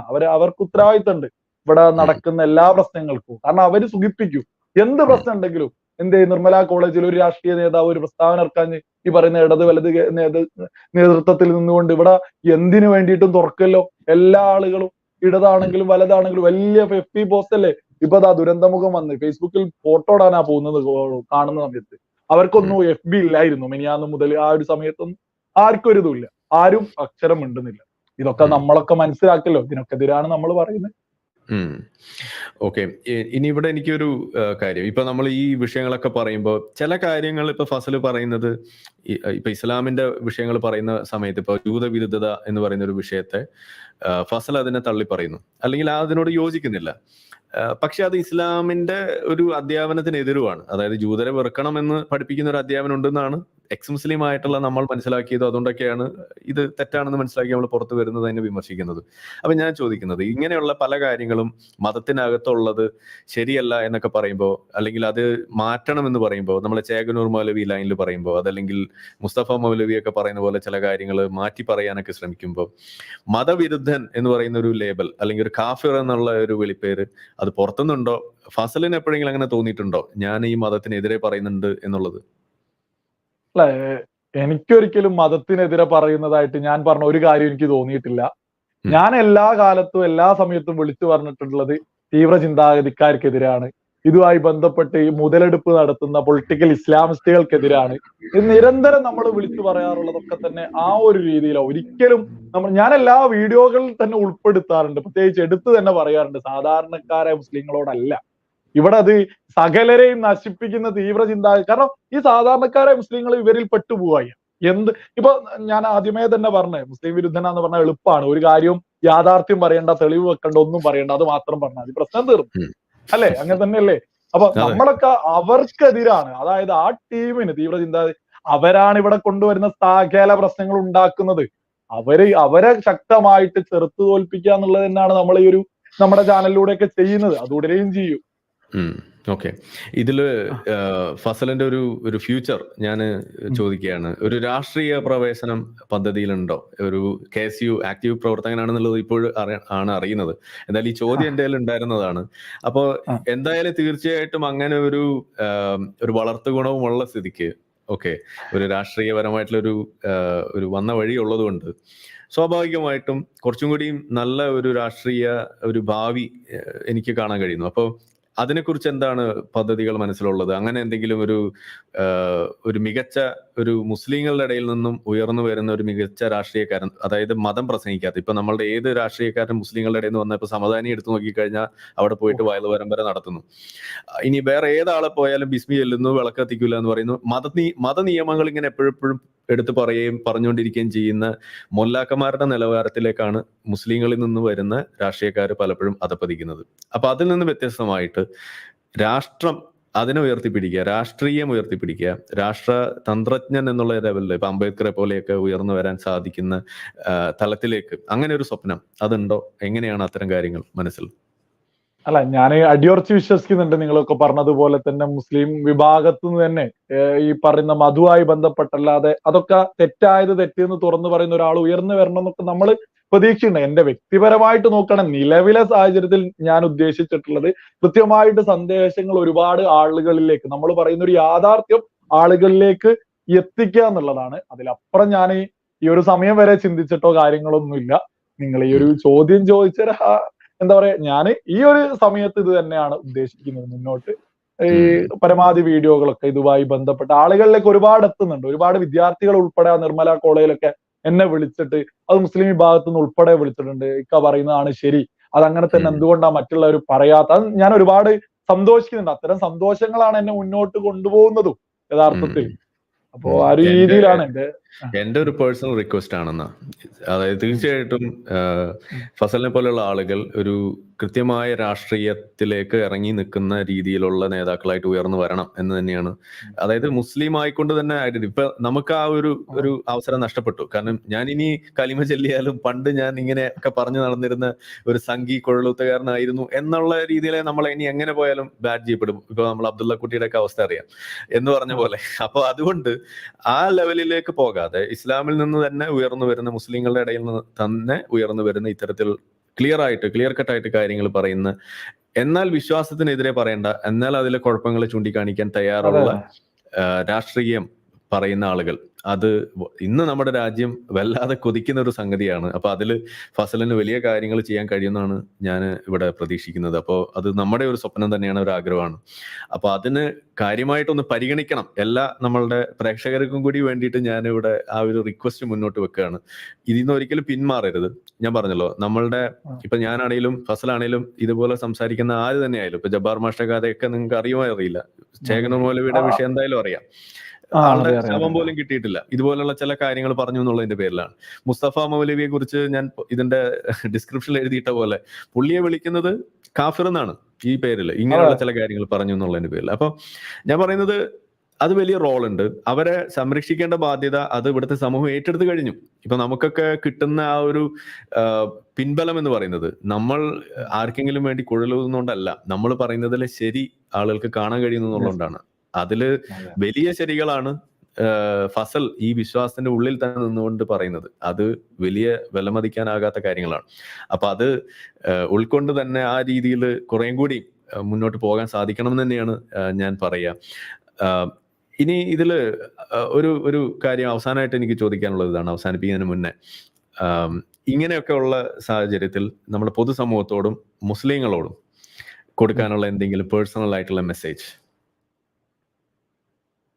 പേഴ്സണൽ ആയിട്ടുള്ള മെസ്സേജ് എന്ന് പറയുന്നത് നമ്മളൊക്കെ ഉയർത്തിപ്പിടിക്കുന്നതാണ്. അതായത് എന്തൊരു വിഷയം വരുന്ന സമയത്തും സ്വന്തം യുക്തി വെച്ചിട്ടൊന്ന് ചിന്തിക്കണം. മറ്റ് തീവ്ര ചിന്താഗതി, മറ്റ് സ്ഥലങ്ങളിൽ നിന്ന് വരുന്ന ആ ഒരു ഡയറക്ഷന്റെ ഭാഗമല്ലാതെ ഓരോ സാധാരണ മുസ്ലിങ്ങൾ ഒരു വിഷയം വരുമ്പോൾ, ഇപ്പൊ പ്രത്യേകിച്ച് നമ്മുടെ രാജ്യത്തിന്റെ പ്രധാനമന്ത്രി നരേന്ദ്രമോദി ഒരു പദ്ധതി പ്രഖ്യാപിച്ചു. നമ്മുടെ രാജ്യത്തിന്റെ പ്രധാനമന്ത്രിയാന്ന് പോലും പല ആളുകൾക്ക് ഒരു ലക്ഷ്യം പോലും ഇല്ല. ആളുകൾ ആ മോദി ആണെങ്കിൽ എല്ലാം എതിർക്കണം. അത് നമ്മുടെ മീഡിയാസ് ഇവിടെ ക്രിയേറ്റ് ചെയ്ത് വെച്ചിട്ടുണ്ട് കൃത്യമായിട്ടൊരു അജണ്ട. അപ്പൊ ഇതുപോലെ എന്ത് പദ്ധതികൾ വരികയാണെങ്കിലും, എന്ത് വിഷയങ്ങൾ വരികയാണെങ്കിലും സ്വയം ബോധം കൊണ്ട് സ്വന്തമായിട്ടൊന്ന് ചിന്തിക്കാൻ എല്ലാ സാധാരണ മുസ്ലിങ്ങളും ഒന്ന് കൃത്യമായിട്ട് തയ്യാറെടുക്കണം. അതൊരു നിർബന്ധമായി വന്നിട്ടുണ്ട്. ഇപ്പം ഈ ശരിക്കും സാധാരണ മുസ്ലിങ്ങളെയൊക്കെ ഇവിടെ നിയന്ത്രിച്ചുകൊണ്ടിരിക്കുന്നത് തീവ്ര ചിന്താഗതിക്കാരാണ്. അല്ലാതെ ഹമാസിന് വേണ്ടിയിട്ട് 10,000-കണക്കിന് മെസ്സേജുകൾ എനിക്കും നിങ്ങൾക്കൊക്കെ ഈ പറയുന്ന കമന്റ് ബോക്സുകൾ, വെളിവുള്ള ആർക്കെങ്കിലും ഈ ഹമാസിനെയൊക്കെ അനുകൂലിക്കാൻ പറ്റും, ഈ നിർമ്മല വിഷയത്തിനെ അനുകൂലിക്കാൻ പറ്റുമോ? അതൊന്നും ഒരിക്കലും ബോധവും വെളിവുള്ള ഒരു മനുഷ്യന് പറ്റൂല. ഇതെന്തുകൊണ്ടാ എല്ലാവരും വന്ന് ഈ ഇസ്മായിൽ ഹനിയന്റെ ഫോട്ടോയാ പല ആളുകളും DP ഇൻസ്റ്റയില് പോലും എനിക്കൊക്കെ മെസ്സേജ് വരാറുണ്ട്. ഒരു 15, 18, 16 വയസ്സുള്ള കുട്ടികൾ ഉൾപ്പെടെ അവര് തെറി വിളിക്കുന്നത് എന്തിനാന്ന് അവർക്ക് പോലും അറിയാത്ത രീതിയിൽ ആളുകൾ ഇങ്ങനെ തെറി വിളിച്ചുകൊണ്ടിരിക്കുക. അപ്പൊ ആരോ ഡയറക്ഷൻ കൊടുക്കുന്നുണ്ട് കൃത്യമായിട്ട്. എനിക്ക് മനസ്സിലാക്കാൻ കഴിഞ്ഞത് കൃത്യമായിട്ടൊരു ഡയറക്ഷൻ ഈ വിഷയത്തിൽ നടക്കുന്നുണ്ട്. ആ ഡയറക്ഷനിലപ്പുറം സ്വന്തമായിട്ടൊന്ന് ചിന്തിക്കേണ്ട ആ ഒരു ഇതിലേക്കൊന്ന് ഉയരേണ്ടതുണ്ട് ഇവിടെയുള്ള സാധാരണ മുസ്ലിങ്ങളൊക്കെ. സ്വന്തം ഒരു ചിന്ത വേണം, അത് നിർബന്ധമാണെന്നുള്ളതാണ് ഞാൻ മനസ്സിലാക്കുന്നത്. അത് തന്നെയാണ് സാധാരണ ആളുകളൊക്കെ ചെയ്യേണ്ടത്. ഇത് ഇപ്പൊ ഞാൻ പറഞ്ഞാൽ നിങ്ങൾക്ക് തെറ്റ് തോന്നുന്നുണ്ടോ? അങ്ങനെ തന്നെയല്ലേ ഒരു ഡയറക്ഷൻ പോലെ ഒരു വിഷയം വരുന്നു, അതിനെല്ലാവരും അനുകൂലിക്കും, ഒരു പ്രശ്നമില്ല. അതില് ഇസ്മായിൽ ഖനിയന്റെ ഫോട്ടോ വെക്കുക. ഇസ്മായിൽ ഖനി ആരാന്നോ ഹിസ്റ്ററി എന്താന്നോ ഒരു കഥയില്ലാതെ ഇസ്മായിൽ ഖനി എന്തോ രക്തസാക്ഷി, ആ തെണ്ടി എന്ന് തന്നെ പറയണോ? ഒരു സമൂഹത്തെ മൂലക്കാക്കി, ഒരു സമൂഹത്തെ നശിപ്പിച്ച്, ഒരു വസ്തുവിനും പറ്റാണ്ട് അതൊക്കെയിട്ട്, എന്നിട്ട് ഇവിടെയുള്ള സ്ത്രീകളെയും കുട്ടികളെയൊക്കെ റീൽ ഇങ്ങനെ ഇടും. ഈ റീൽ ഇടുന്ന ആളുകൾ എന്തുകൊണ്ടാ, ഇത് ആരാ കാരണക്കാരെ ഈ പറഞ്ഞു കൊടുത്തിരിക്കുന്നല്ലോ ഇവിടെ ഡയറക്ഷൻ? ഇസ്രായേൽ ടീമാണ് ഇതൊക്കെ അല്ല, ഇത് ഹമാസ് ആണ്. ഹമാസ് വരുത്തി വെച്ച് അവർക്ക് ജീവിക്കാനും സുഖിക്കാനും വേണ്ടിയിട്ട്. ഈ പറയുന്ന ഇസ്മായിൽ എനിക്ക് പ്രൈവറ്റ് ജെറ്റ് ഉണ്ട്, സ്വന്തമായിട്ട് ഒരു ബൈക്ക് ഇല്ലാത്തവനാക്കി ഇസ്മായിൽ എനിക്ക് വേണ്ടിയിട്ട് വലിയ പ്രകടനം പിടിക്കാണ്. അല്ല, വിഷയം എന്ന് പറയുന്ന ഒന്നും അറിയൂല, ആരോ ഡയറക്ഷൻ കൊടുക്കുന്നുണ്ട്, ആ ഡയറക്ഷനെ പൊട്ടിക്കുക, ആ ഡയറക്ഷൻ ചെയ്യുന്ന ആളുകളെ കൃത്യമായി തുറന്നു കാണിക്കുക. അതൊക്കെയാണ് നമ്മൾ നിരന്തരം വീഡിയോകളിലൂടെ ചെയ്യാൻ പോകുന്നത്. അതുപോലെ തന്നെ നമ്മുടെ രാജ്യത്തിന്റെ ഡെവലപ്മെന്റ് കാര്യങ്ങളൊക്കെ തന്നെ, രാജ്യത്തിന്റെ പുരോഗതി, രാജ്യത്തോട് ചേർന്ന് നിൽക്കുന്ന ഒരു പുതിയ ജനറേഷൻ ഇവിടെ വളർന്നു വരേണ്ടത് അത്യാവശ്യമാണ്. ആ പുരോഗതിയിലൊക്കെ അഭിമാനം കൊള്ളുന്ന ആളുകൾ ഉണ്ടാവണം. ആ പുതിയ തലമുറയ്ക്ക് എന്നെ കൊണ്ടാവുന്നത് പോലെ ഒരുപാട് അവർക്ക് വേണ്ടി എന്തെങ്കിലുമൊക്കെ കോൺട്രിബ്യൂട്ട്, അതാണ് പ്രധാനമായിട്ട് ഞാൻ ലക്ഷ്യം വെക്കുന്നത്. അതും ഇത്തരം വിഷയങ്ങളിലൊക്കെയാണ് നമ്മുടെ ചാനൽ മുന്നോട്ട് കൊണ്ടുപോകാൻ ശ്രമിക്കുന്നത്. ഇതൊക്കെ സകലരും മനസ്സിലാക്കണം. അല്ല ഒരിക്കലും ഞാനൊരു മുസ്ലിം വിരുദ്ധനോ അത്തരം ഒരു ചിന്തയിലൂടെ പോകുന്ന ആളല്ല. നമ്മുടെ വിശ്വാസം മറ്റൊരാളെ ഉപദ്രവം ഉണ്ടാക്കരുതെന്ന് സകല ആളുകൾ അടിയുറച്ച് വിശ്വസിച്ചാൽ തന്നെ ഇവിടെയുള്ള എല്ലാ പ്രശ്നങ്ങളും തീർന്ന്. അതാണ് ഇവിടുത്തെ അല്ലെ. ഇതിലപ്പുറം ഈ ഒരു വിഷയം ഇത്ര നാള് ഇതൊക്കെ ചെയ്തിട്ട് ഇതിന്റെ മാറ്റം എങ്ങനെയാണ് ഫീൽ ചെയ്തിട്ടുള്ളത് ഈ മുസ്ലിം സമുദായത്തില്? അല്ല, ഞാൻ ഒന്ന് അടുത്ത റിലേറ്റീവ്സിന്റെ കല്യാണങ്ങളിലാണ് ഇപ്പൊ പോവാറുള്ളത്. കൂടുതലും ആരെങ്കിലും വിളിച്ചാൽ എവിടെ ആണെങ്കിലും, പണ്ട് പൊതുപ്രവർത്തനം ചെയ്യുമ്പോൾ എവിടെ ആണെങ്കിലും പോവാ, എവിടെ ആണെങ്കിലും എത്തിപ്പെടുന്നൊക്കെ ഒരു സ്വഭാവമായിരുന്നു എനിക്ക്. ഇപ്പൊ ഞാൻ അടുത്ത ബന്ധുക്കള്, അടുത്ത സുഹൃത്തുക്കളൊക്കെ കല്യാണ വീടുകളാണ്. ഇവരൊക്കെ അവിടെയൊക്കെ പോകുന്ന സമയത്ത് വാട്സപ്പ് മെസ്സേജ് പോലും അയക്കാത്ത ആളുകൾ അടുത്തിരുന്നിട്ട്, അത് വലിയ ആളുകളുണ്ട്, ചെറിയ ആളുകളുണ്ട്, പ്രത്യേകിച്ച് സ്ത്രീകള്, പെൺകുട്ടികളൊക്കെ ഒരുപാട് ആളുകൾ ഇത് എനിക്ക് ഒരാള് പറഞ്ഞ അത് എന്റെ ഒരു ആദ്യത്തെ ഊർജ്ജമാണ്. അതില് നമ്മൾ പറയുന്ന അത് ഈ ഒരു വിഭാഗത്തു നിന്ന് തന്നെ ആകുന്ന സമയത്ത് ഇവരിത് തിരിച്ചറിഞ്ഞല്ലോ, ഇവരെ കുട്ടികളും ഇവരെ ആളുകളൊക്കെ ഇത് മനസ്സിലാക്കിയല്ലോ എന്നുള്ള വലിയൊരു ഊർജ്ജമായിട്ടാണ് കാണുന്നത്. അതൊരു മാറ്റം സംഭവിക്കുന്നുണ്ട്. അതുകൊണ്ടാണ് നമ്മൾ മുന്നോട്ട് പോയിക്കൊണ്ടേയിരിക്കുന്നത്. ഓക്കെ, അപ്പൊ എന്തായാലും ഈ ഒരു യാത്രയിൽ ഇനി വീഡിയോ ചെയ്യുന്നത് കൂടുതലും ഈ ഒരു ഏരിയ ഫോക്കസ് ചെയ്യാൻ തന്നെയാണോ ഉദ്ദേശം, അതോ മറ്റേതൊക്കെ വിട്ടോ? എങ്ങനാ? അല്ല, തുടക്കകാലത്ത് ഒരു പൊതുപ്രവർത്തകൻ എന്നുള്ള രീതിയിൽ ചെയ്തു വന്നിരുന്നതിൽ നിന്നും വ്യത്യസ്തമായിട്ട് ഇപ്പൊ കൂടുതലും ഈ കാര്യങ്ങളാണോ ഫോക്കസ് ചെയ്യുന്നതായിട്ട് കാണുന്നത്? അതെ, ഇത്തരം വിഷയങ്ങൾ കൃത്യമായിട്ട് തുറന്നുകാട്ടലുകൾ ഉണ്ടാവും. ഇത്തരം വിഷയങ്ങൾ ഇനിയും ഉണ്ടാവാതിരിക്കട്ടെ എന്ന് ഞാൻ ആഗ്രഹമാണ്. ഇത്തരം വിഷയങ്ങൾ ഉണ്ടാകുന്ന സമയത്ത് ഇത് തുറന്നു കാണിക്കും. അല്ലാത്ത സമയം ജനങ്ങളെ ബാധിക്കുന്ന വിഷയങ്ങൾ ഉയർത്തുക എന്നുള്ളതാണല്ലോ നമ്മൾ ചെയ്യേണ്ടത്. ഇത്തരം വിഷയങ്ങൾ ഞാൻ ആഗ്രഹിക്കുന്നില്ല ഇതൊന്നും ഉണ്ടാവാതെ, പക്ഷെ വന്നു കഴിഞ്ഞാൽ ഒരു ചെറിയ വിഷയം പോലും ആണെങ്കിൽ അത് ഞാൻ തുറന്നു കാണിച്ചിരിക്കും. അതൊക്കെ തന്നെയാണ് ലക്ഷ്യം മുന്നോട്ടുള്ള. ഓക്കെ, എന്തായാലും ഫസലിനെ പോലെയുള്ള ആളുകൾ ഈ ഇസ്ലാം മതത്തിൽ നിന്നുകൊണ്ട് തന്നെ ഇത്തരം വിഷയങ്ങൾ അഡ്രസ്സ് ചെയ്യുന്ന ആളുകൾ ഉയർന്നു വരേണ്ടത് സമൂഹത്തിന്റെ ഒരു വലിയ ആവശ്യമായിട്ട് കാണുന്ന വ്യക്തികളാണ് നമ്മളൊക്കെ. അതുകൊണ്ട് തന്നെ അത്തരം ആളുകൾക്ക് വേണ്ടിയിട്ടുള്ള സമയം, അതല്ലെങ്കിൽ അതിനു വേണ്ടിയിട്ടുള്ള വേദികൾ, അത് നമ്മളെപ്പോഴും ഒരുക്കിയിടാറുണ്ട്, ആ അവസരങ്ങൾ പങ്കുവെക്കാൻ വേണ്ടിയിട്ട്. ഇപ്പൊ ഒരു ഉദാഹരണം പറഞ്ഞു കഴിഞ്ഞാൽ നമ്മുടെ സിസ്റ്റർ ലൂസിയെ കുറിച്ച് അറിയാമായിരിക്കും. അവര് വലിയ തോതിൽ പ്രശ്നങ്ങൾ നേരിട്ടിരുന്ന സമയത്ത് ഇപ്പൊ നമ്മളുടെയൊക്കെ വേദികളിലൂടെയാണ് പലപ്പോഴും അവരുടെ കാര്യങ്ങൾ പുറത്ത് പറയുകയും കാര്യങ്ങളൊക്കെ ചെയ്യുകയൊക്കെ ചെയ്തിട്ടുള്ളത്. അങ്ങനെ പല പല ആളുകളെ നമുക്ക് പരിചയമുണ്ട്. അപ്പോൾ ഞാൻ പറയുന്നത് എന്തു തന്നെ ആയാലും വിഷയങ്ങൾ അഡ്രസ്സ് ചെയ്യപ്പെടണം എന്നുള്ളതാണ് നമ്മളുടെ ലക്ഷ്യം. അത് ഏത് വശത്തുള്ള പ്രശ്നമായാലും. പക്ഷെ ഇസ്ലാം മതത്തിന്റെ മുസ്ലിങ്ങളെ ബാധിക്കുന്ന വിഷയങ്ങളാവുമ്പോൾ, അവര് ചെയ്തു കൂട്ടുന്ന പ്രശ്നങ്ങളാവുമ്പോൾ അത് ഇവിടെ നിശബ്ദമായിട്ട് അതിനെ സപ്പോർട്ട് ചെയ്യുന്നു. അത് മിണ്ടാതിരിക്കുക മാത്രമല്ല, അതിനെ പ്രോത്സാഹിപ്പിക്കുകയും കൂടി ചെയ്യുന്നതാണ്. ഈ ഒരു വീഡിയോ തന്നെ ഒരു പ്രവചനം കൂടി നടത്താം. ഇനി കൃത്യമായിട്ട് നടക്കാൻ പോകുന്ന നമ്മുടെ കേരളത്തിലുള്ള പ്രശ്നമാണ്. നമുക്ക് ഇതൊക്കെ പെട്ടെന്ന് മനസ്സിലാവല്ലോ. ഇപ്പൊ ഖാദർ കമ്മിറ്റി റിപ്പോർട്ട് അറിയല്ലോ, 8 മണിക്ക് ക്ലാസ് തുടങ്ങുക, ഉച്ചയ്ക്ക് തീരുകയെന്നുള്ളത്. അതാണ് അടുത്ത പ്രശ്നം കേരളത്തിൽ. പ്രത്യേകിച്ച് അതിന് വേറൊരു ചർച്ചന്റെ ആവശ്യമൊന്നുമില്ല, അത് പ്രശ്നമാവും ഇവിടെ. അതെന്തുകൊണ്ടാണ് ഇത്രയും കാലമായിട്ട് ഇവിടെ നടക്കാത്തത്? ഒരൊറ്റ ഉത്തരമുള്ളൂ, മതപഠനം പ്രശ്നമാണ്, മദ്രസ പ്രശ്നങ്ങളാണ്. അപ്പൊ 8 മണിക്ക് അത് പറ്റൂല. ആ ഒരു ഇഷ്യൂല് മാത്രം അത് നടക്കാത്തത് നിങ്ങൾ തന്നെ ഒന്ന് ആലോചിച്ചു. ലോകത്ത് നിലവാരമുള്ള എല്ലാ രാജ്യങ്ങളും, എന്തിനേറെ പറയുന്നത് ഈ പറയുന്ന അറബ് രാജ്യങ്ങളിൽ പോലും ഇങ്ങനെ മുന്നോട്ട് പോകുന്നത്. ഇപ്പൊ ഇതിനൊക്കെ എതിർക്കാൻ വരുന്ന മുസ്ലിംസിനോട് ഇതൊക്കെ ഇനിയിപ്പം ചാർട്ട് ചെയ്തിട്ടേ ഉണ്ടാവും, ഇതിപ്പോ വരാൻ പോകുന്നുള്ള പ്രശ്നമാണ്. അപ്പൊ ഇവരൊക്കെ ഇതിനൊക്കെ ചാടുന്നതിന് മുമ്പ് ഒന്ന് ചിന്തിക്കണോ? ഈ മതപഠനത്തിന് നാളെ ക്രിസ്ത്യൻ സമൂഹം അല്ലെങ്കിൽ അത് കഴിഞ്ഞ് ഹിന്ദു സമൂഹം വന്നിട്ട് ഞങ്ങൾ നാളെ 10 മണി ടു 1 മണി വരെ, അത് കഴിഞ്ഞ് 1 മണി ടു വൈകുന്നേരം വരെ ഞങ്ങൾ മത ക്ലാസ്സുകൾ എടുക്കുകയാണ്, അപ്പൊ ഇനി ഈ സ്കൂളുകളൊക്കെ അത് കഴിഞ്ഞിട്ട് വെച്ചാൽ മതി എന്ന് പറയൂലേ? ഇത് ഒരു ഭാഗത്തിന് മാത്രം പോരല്ല. അപ്പൊ സ്കൂൾ പഠനങ്ങളൊക്കെ ഗവൺമെന്റ് തീരുമാനിക്കട്ടെ. അതിനുശേഷം ഒഴിവ് സമയങ്ങൾ എപ്പോഴാണോ ആ സമയത്ത് മത ക്ലാസ്സുകൾ എടുക്കരുത്. ഇതല്ലേ ഇനി വരാൻ പോകുന്ന പ്രശ്നം. ഇത് വന്നു കഴിഞ്ഞിട്ടുണ്ട്. ഇത് പ്രശ്നങ്ങൾ നടക്കാത്ത ഇതിന് വലിയ സമരം ഉണ്ടാവും. ഈ സമരത്തിനൊക്കെ ഈ പാവപ്പെട്ട എല്ലാ സാധാരണക്കാരൊക്കെ കൂടൂ. ആരും അതിന് കൂടേണ്ട ആവശ്യമില്ല.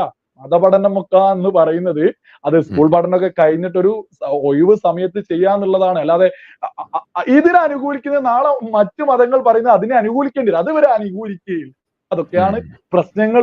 അത്തരം പ്രശ്നങ്ങൾക്കെതിരെ നമ്മൾ തുറന്നു പറയേണ്ടി വരും. ഇതൊരു നടക്കാൻ പോകുന്ന വിഷയമാണ്. ഖാദർ കമ്മിറ്റി റിപ്പോർട്ടിലെ പ്രധാനപ്പെട്ട വിഷയം നടപ്പാക്കാൻ പറ്റാതെ അല്ലെ? പലതും ഉണ്ട്. അതായത് ഇപ്പോ പല വിഷയങ്ങളും നമ്മൾ എടുക്കുമ്പോ ഇസ്ലാം മതത്തിന്റെ ഭാഗത്തുള്ള ആളുകൾ തടസ്സം ഉന്നയിക്കുന്നതിന്റെ ഭാഗമായിട്ട് അത്തരം വിഷയങ്ങൾ നടക്കാതെ വരുമ്പോൾ അതിന്റെ ദൂഷ്യഫലം അനുഭവിക്കേണ്ടി വരുന്നത് എല്ലാ മതക്കാരുമാണ്, മതമില്ലാത്തവനുമാണ്. അതാണ് ഇവിടെ സംഭവിക്കുന്നത്. അതേപോലെ ഒന്നുണ്ട്, ഇസ്മായിൽ ഹനിയെ കൊല്ലപ്പെട്ട സമയത്ത് നമ്മുടെ ഇവിടെ ദുരന്തം നടന്നില്ലെങ്കിൽ എത്ര ഹർത്താൽ ഇവിടെ നടത്തിയനു ഇല്ലേ? ഹർത്താല് സകല രാഷ്ട്രീയ നേതാക്കന്മാർക്ക് ഇതിന്റെ പ്രസംഗിക്കാൻ പോകുന്ന പണിയായിരിക്കും ഇപ്പോ.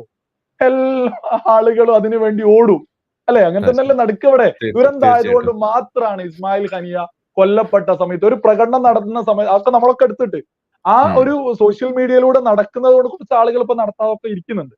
അത് ദുരന്തമില്ലായിരുന്നെങ്കിൽ ഒരുപാട് ആളുകൾ ഒരുപാട് ഭാഗങ്ങളിൽ നിന്ന് ഇതൊക്കെ ചെയ്യായിരുന്നു. ആ സമയത്ത് നമ്മള് നേരത്തെ വിട്ടുപോയതാണ്. അതായത് ഞാൻ ആ സമയത്ത് പറഞ്ഞു, ഇവിടെ നമ്മളൊക്കെ തന്നെ ഈ ദുരന്ത മുഖത്ത് 10-300 റെഡി എണ്ണ അറിയൂല, കാരണം എണ്ണ പിന്നെ മാറിക്കൊണ്ടിരിക്കുകയാണല്ലോ. ഈ മരണപ്പെട്ട ആളുകൾ ഒരു പ്രകൃതി ദുരന്തം. ഈ പ്രകൃതി ദുരന്തത്തിൽ തന്നെ എനിക്കും നിങ്ങൾക്കൊക്കെ വലിയ വേദന ഉണ്ട്. അതേ സമയത്ത് ഒരു ഭീകരവാദ പ്രവർത്തനം കൊണ്ട് 1200-ലധികം ആളെ കൊന്ന് കൊല വിളിച്ച ടീമിന് വേണ്ടി അവിടെ കുത്തിരുന്നിട്ട് ഈ പറയുന്ന ആൾ ഈ ദുരന്തത്തിന് കരയുകയും ചെയ്യും. അത് വെക്കുമ്പോ ഹമാസിന് വേണ്ടിയിട്ട് ചിന്താബാധ വിളിക്കും. ഇവരൊക്കെ ഇരട്ടത്താപ്പല്ലത്. യഥാർത്ഥത്തിൽ മനുഷ്യനെല്ലാത്ത ഒരേ വില അല്ലേ? അല്ലെ? അങ്ങനെ തന്നെയല്ലേ അത്? അപ്പൊ ഇതൊക്കെ ആളുകൾ ചിന്തിച്ചാൽ മാറാവുന്നതേ ഉള്ളൂ. ഡയറക്ഷൻ കൊടുക്കുന്ന ആളുകളെ പൊട്ടിക്കുക എന്നുള്ളത് തന്നെയാണ് ചെയ്യാൻ പറ്റുക. ഒരു സംശയം ഇപ്പൊ പറഞ്ഞു വന്നപ്പോ ഒരു കാര്യം പറഞ്ഞല്ലോ, അതായത് ദുരന്തം ഉണ്ടായതുകൊണ്ട് മാത്രമാണ് പല ഹർത്താലുകളും ഇല്ലാതെയായ എന്ന്. ഞാൻ അവിടെ ഒരു കാര്യം കൂടി ചോദിക്കാം. പോപ്പുലർ ഫ്രണ്ട് എന്ന് പറയുന്ന ഒരു സംഘടന അത് നിരോധിക്കപ്പെട്ടില്ലായിരുന്നെങ്കിൽ എന്തായിരിക്കും അവസ്ഥ എന്നാ തോന്നുന്നത്? അത് നിരോധിക്കപ്പെട്ട എനിക്ക് നിങ്ങൾക്കൊക്കെ ഇവിടെ ഈ പറയുന്ന ചർച്ച എത്രത്തോളം നടത്താൻ പറ്റുന്നുള്ളതിൽ വരെ ഭയമുള്ള ഒരു സംഭവമാണ്. അത് നിരോധിച്ചത് കൊണ്ട് മാത്രമാണ് നമ്മളൊക്കെ ഈ ഒരു സമാധാനത്തിലൊക്കെ ചർച്ച ചെയ്യുന്നത്. അതിലൊന്നും ഒരു തർക്കവും ഇല്ലാത്ത വിഷയമാണ്.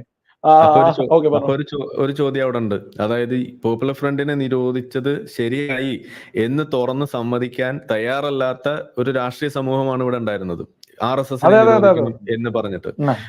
അത്തരം ഈ രാഷ്ട്രീയം കൊണ്ട് നടക്കുന്ന ഇടതുപക്ഷമായാലും വലതുപക്ഷമായാലും കോൺഗ്രസ് ആയാലും അവരോട് എന്താ പറയാനുള്ളത്? അല്ല, അതാണല്ലോ നമ്മൾ മുന്നേ പറഞ്ഞിട്ടുള്ള പ്രീണനം എന്ന് പറയുന്നത്. പോപ്പുലർ ഫ്രണ്ട് നിരോധിക്കേണ്ട സംഭവം. പോപ്പുലർ ഫ്രണ്ട് ഒന്നും ചെയ്യേണ്ട ആവശ്യമില്ല. അവരെന്തോ നല്ല കാര്യങ്ങൾ ചെയ്യുന്ന ഒരു ടൈപ്പിലാണല്ലോ. പോപ്പുലർ ഫ്രണ്ട് എന്തൊക്കെ ചെയ്തു കൂട്ടി എന്നുള്ളത് ഇപ്പൊ മലയാളികൾക്ക്, ബോധമുള്ള ആളുകൾക്കൊക്കെ കൃത്യമായിട്ട് അറിയാം. അത് നിരോധിച്ചില്ലെങ്കിൽ എനിക്കും നിങ്ങൾക്കും വരെ അപകടം. അതിലപ്പുറം എന്ത് പറയാനാ? നമ്മളെ ഈ ഒരു വായ തുറക്കാതിരിക്കാൻ എന്തും അവര് ചെയ്യും. ഇവർക്കിപ്പോ ആ നേതൃത്വം മൊത്തം ജയിലിലേക്കൊക്കെ പോയത് കൊണ്ടൊക്കെ തന്നെ ഒരു ഇത്തരത്തിലുള്ള ഒരു ഭീകരവാദ പ്രവർത്തനം ആരെ ടാർഗറ്റ് ചെയ്തൊരു ഇറങ്ങലുകൾ ഇല്ല. ഇപ്പോ അത് നിരോധിച്ചത് കൊണ്ടും അറസ്റ്റുകൾ നടന്നത് കൊണ്ടാന്നൊക്കെ ഞാൻ അടിയുറച്ച് വിശ്വസിക്കുന്നുണ്ട്. ഇതിനു മുമ്പ് ഇവരുള്ള കാലത്ത് എത്ര ആളുകൾ ഇങ്ങനെ രംഗത്തിറങ്ങിയായിരുന്നു? ഭയല്ലേ? എന്തെങ്കിലും പറയാൻ പറ്റുമായിരുന്നു? ഇല്ല, പറ്റൂല. ഈ പറയുന്ന ഇടത് വലത് ആളുകൾ നന്നായിട്ട് ഇവർക്കൊക്കെ വേണ്ടിയിട്ട് സകല കാര്യങ്ങളും ചെയ്ത് മുന്നോട്ട് പോകുന്നത് കൊണ്ടാണ് ഈ പറയുന്ന പ്രീണനാണല്ലോ പോപ്പുലർ ഫ്രണ്ടിനെയും താങ്ങുന്ന ആളുകളൊക്കെ എന്താ അത് ഒരിക്കലും അവര് എതിർത്ത് സംസാരിക്കില്ല. അതാണ് ഇവിടുത്തെ പ്രശ്നം. കേരളത്തിലുള്ള വലിയ പ്രശ്നങ്ങളിലൊന്നാണ് അത്. മുസ്ലിങ്ങളെ തന്നെയല്ലേ ബാധിക്കുന്നത്? അതാണ് മനസ്സിലാക്കേണ്ടത്. ഈ ഒരു ഇത്തരം പ്രശ്നങ്ങൾ, അതായത് ഈ സാധാരണ മുസ്ലിങ്ങൾ, ഞാൻ പറഞ്ഞല്ലോ, ഒരു ചിന്തയുള്ള ഒരു മുസ്ലിമിന് പോപ്പുലർ ഫ്രണ്ടിനെ അനുകൂലിക്കാൻ പറ്റും. ഇപ്പോ സിമ്പിൾ ആണ്. ഒരു പെൺകുട്ടി അല്ലെ ഒരു ജോലിയായി ബന്ധപ്പെട്ട് വിദേശ രാജ്യത്ത് കൊടുത്താൽ ഇസ്രായേൽ മുസ്ലിങ്ങൾ എടുക്കൂല. അല്ലെങ്കിൽ പറഞ്ഞ ഓരോരോ സ്ഥലം എടുക്കുക. മുസ്ലിം ആണെങ്കിൽ 100 പ്രാവശ്യം ചെക്ക് ചെയ്യുന്നത്. അത് ഇസ്ലാമോഫോബിയ എന്ന് പറഞ്ഞ് കരയല്ല വേണ്ടത്. നമ്മൾ ജീവിതത്തിൽ എന്താ ചെയ്യുന്നതെന്ന് തിരിഞ്ഞു നോക്കണോ? ഇത്തരം പോപ്പുലർ ഫ്രണ്ട് തീവ്രവാദ സംഘങ്ങളെയും സംവിധാനങ്ങളെയും ഒക്കെ പിന്തുണച്ച് മുന്നോട്ട് പോയി നമുക്ക് എവിടെയും ചാൻസ് കിട്ടുന്നില്ല എന്ന് പറയുന്ന ഒരു സംഭവം ഉണ്ടല്ലോ, ആ ഒരു കരച്ചിൽ. അപ്പൊ അതല്ല ഇവിടെ നടക്കുന്നത്. ഈ പറയാ ഇവര് പോപ്പുലർ ഫ്രണ്ടിനെ അനുകൂലിച്ചാൽ ഏറ്റവും കൂടുതൽ അപകടം മുസ്ലിംസിനാണ്. അത് മുസ്ലിങ്ങൾ പോലും അത് തിരിച്ചറിയുന്നുണ്ടാവും, പക്ഷെ തുറന്ന് പറയാൻ പറ്റൂല. അതിനൊക്കെ ഇവിടെ ഒരു ടീമുണ്ട്, കൃത്യമായി രാഷ്ട്രീയം. ഞാൻ അങ്ങനെ തന്നെ കേട്ടോ മനസ്സിലാക്കുന്നത്. ഇടതായാലും വലതായാലും അതുമായി ബന്ധപ്പെട്ട് ഇവരെ മൊത്തം ക്രോഡീകരിച്ച് ഇതൊക്കെ നിങ്ങൾക്കുള്ള വോട്ടാണ്, ഞങ്ങൾക്ക് ഇന്നത് ചെയ്യും, ഞങ്ങൾക്ക് ഇന്ന തന്നെ കാര്യങ്ങൾ ചെയ്ത് ആ ഒരു ടൈപ്പിൽ ഇവിടെ ഒരു ടീമുണ്ട്. അത് നമ്മളിപ്പോ തുറന്നു പറയുന്നതല്ല, ആരും ഇതൊന്നും പറയൂല. നമ്മളതൊക്കെ തുറന്നു പറയുന്നതുകൊണ്ടാണ് ഇവർക്കൊക്കെ പ്രശ്നം. നമ്മുടെയൊക്കെ പിന്നാലെ നടക്കുന്നത് ആളുകൾ. അവസാനമായിട്ട് ഒരു ചോദ്യം കൂടി ചോദിച്ചിട്ട് നമുക്ക് ഇവിടെ ഇതൊന്ന് വൈൻഡപ്പ് ചെയ്യാം. അത് ഈ ചോദ്യമാണ്. അതായത് ഫസൽ ഇനി എത്രയൊക്കെ വിശ്വാസിയാണെന്ന് പറഞ്ഞാലും, ഫസൽ ഈ പ്രശ്നങ്ങൾ എത്രയൊക്കെ ചൂണ്ടിക്കാണിക്കാൻ ശ്രമിച്ചാലും നേരിടാൻ പോകുന്ന ഏറ്റവും പ്രധാനപ്പെട്ട ഒരു ആരോപണം എന്ന് പറയുന്നത് ഫസൽ ഒരു ഇസ്ലാമോഫോബിക് ആണ് എന്നുള്ള സംഗതിയാണ്. ഈ ഇസ്ലാമോഫോബിയ എന്ന് പറയുന്ന സംഗതിയെ എങ്ങനെയാണ് കാണുന്നത്? അത് മുസ്ലിങ്ങൾ എങ്ങനെയാണ് അവരുടെ യാഥാർത്ഥ്യ ബോധത്തിൽ നിന്നും അവരെ തടുക്കുന്ന രീതിയിൽ ഈ വാക്ക് ഉപയോഗപ്പെടുന്നത് എന്നുള്ളതിനെ കുറിച്ച് ചിന്തിച്ചിട്ടുണ്ടോ? ഉണ്ടെങ്കിൽ അതിനെക്കുറിച്ചും കൂടി ഒന്ന് പറയാമോ? ഇസ്ലാമോഫോബിയ അവരുപയോഗിക്കുന്ന ഒന്നുകൂടി പറയും. ഇസ്ലാമോഫോബിയ എന്ന് പറയുന്ന വാക്ക്, അതിനോടുള്ള സമീപനം, ഫസൽ എങ്ങനെയാണ് ആ വാക്കിനെ കാണുന്നത്? ഇരവാദം ഉന്നയിക്കുക എന്നുള്ള സംഭവമല്ലേ. എന്ത് പ്രശ്നം ഉണ്ടെങ്കിലും ഇപ്പൊ ഞാൻ ഉദാഹരണം എടുത്ത് പറയാം. നമ്മൾ നിർമ്മല കോളേജ് ഇപ്പൊ അടുത്ത വിഷയം ആയതുകൊണ്ടാട്ടോ അത് തന്നെ എടുത്ത് പറയുന്നത്. അതാകുമ്പോൾ ആളുകൾക്ക് പെട്ടെന്ന് മനസ്സിലാവുകയും ചെയ്യും. ഈ പറയുന്ന നിർമ്മല കോളേജ് വിഷയം വന്ന സമയത്ത് എനിക്ക് തോന്നുന്നു MSF ആണെന്ന് തോന്നുന്നുണ്ട്, അല്ലെങ്കിൽ പൊതുപ്രവർത്തകയായിട്ടുള്ള ഫാത്തിമ തഹ്ലിയ ചാനലിൽ വന്നിരുന്ന് പറയാണ് അത് ഇസ്ലാമോഫോബിയാണ്, അത് ഇസ്ലാമോഫോബിയാണ്. ആ വിഷയം എന്താണെന്ന് പോലും അറിയാതെ, അല്ല വിഷയത്തിലെ നല്ലതോ ചീത്തയോ പറഞ്ഞതിന് പകരം ഇസ്ലാമോഫോബി, ഇതൊക്കെ ജനം കാണൂലേ? ഇത് ഇവര് നിരന്തരം ഉയർത്തുന്നതാ. ഇത് ഈ തഹ്ലിയൊക്കെ നിരന്തരം ഉപയോഗിക്കുന്ന ഒരു വേടാത്. എവിടെ ഈ പറയുന്ന ചാനലിൽ വന്നു കഴിഞ്ഞാലും ഒന്ന് പറഞ്ഞാൽ അതൊരു ഇസ്ലാമോഫോബിയ എന്ന് പറയും. നിങ്ങളുടെ പാർട്ടിക്കാരാണ് കേട്ടോ, സൂക്ഷിക്കണം. അല്ല, ഞാൻ അതിലൊന്നും ആക്റ്റീവ് അല്ല. അതൊക്കെ ആയി ബന്ധപ്പെട്ട് ഹമാസ് വിഷയങ്ങളൊക്കെ ചെയ്ത സമയത്ത് തന്നെ നമുക്കൊക്കെ എതിരായിട്ട് വലിയ ഹമാസിനെ എതിർത്തോട് കൂടിയിട്ട് ആളുകളെ പ്രമുഖ ആളുകൾ ഉണ്ട് അതിലൊക്കെ.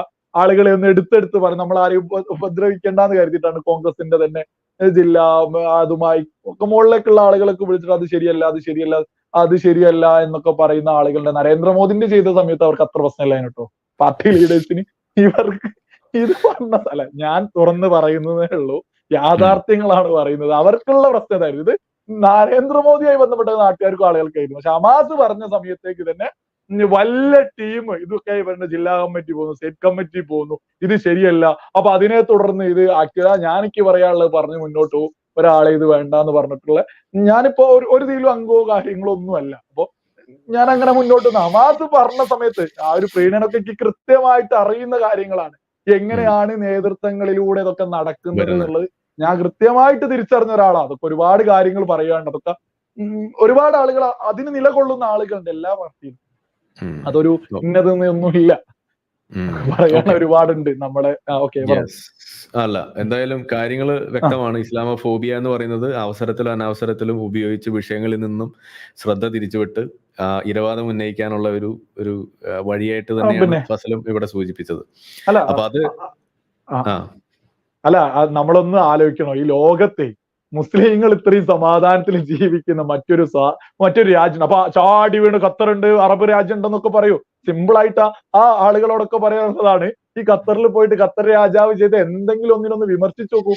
അപ്പൊ അറിയാം ആ രാജ്യത്തെ സ്വാതന്ത്ര്യം, ഈ അറബ് രാജ്യങ്ങളുടെ സ്വാതന്ത്ര്യമൊക്കെ. അതേസമയം രാജ്യത്തിന്റെ പ്രധാനമന്ത്രി നരേന്ദ്രമോദിനെ എത്ര വേണമെങ്കിലും വിമർശിക്കുക, എന്തും ചെയ്യുക, ഏത് രീതിയിൽ മുന്നോട്ട് പോകുന്ന മുസ്ലിങ്ങൾ വളരെ വലിയ സമാധാനത്തിൽ ജീവിക്കുന്ന ലോകത്തെ പ്രധാനപ്പെട്ട ഒരു രാജ്യം എന്ന് പറയുന്നത് ഭാരതല്ലേ. ഇവിടെ കിടന്നിട്ട് എന്ത് ഇരവാദ, ആ ഇരവാദം ഉന്നയിക്കുന്നവർക്കൊക്കെ മറ്റ് ലക്ഷ്യങ്ങൾ ഉണ്ട് എന്നുള്ളത് ബോധമുള്ള ആളുകൾക്കൊക്കെ അറിയാം. നമ്മൾ ഇപ്പൊ പറയുന്ന അയൽ രാജ്യത്ത് പാകിസ്ഥാനിൽ പോയിട്ടൊന്ന് നിസ്കരിക്കാൻ പറ്റുമോ? ബോംബ് പൊട്ടൂലേ?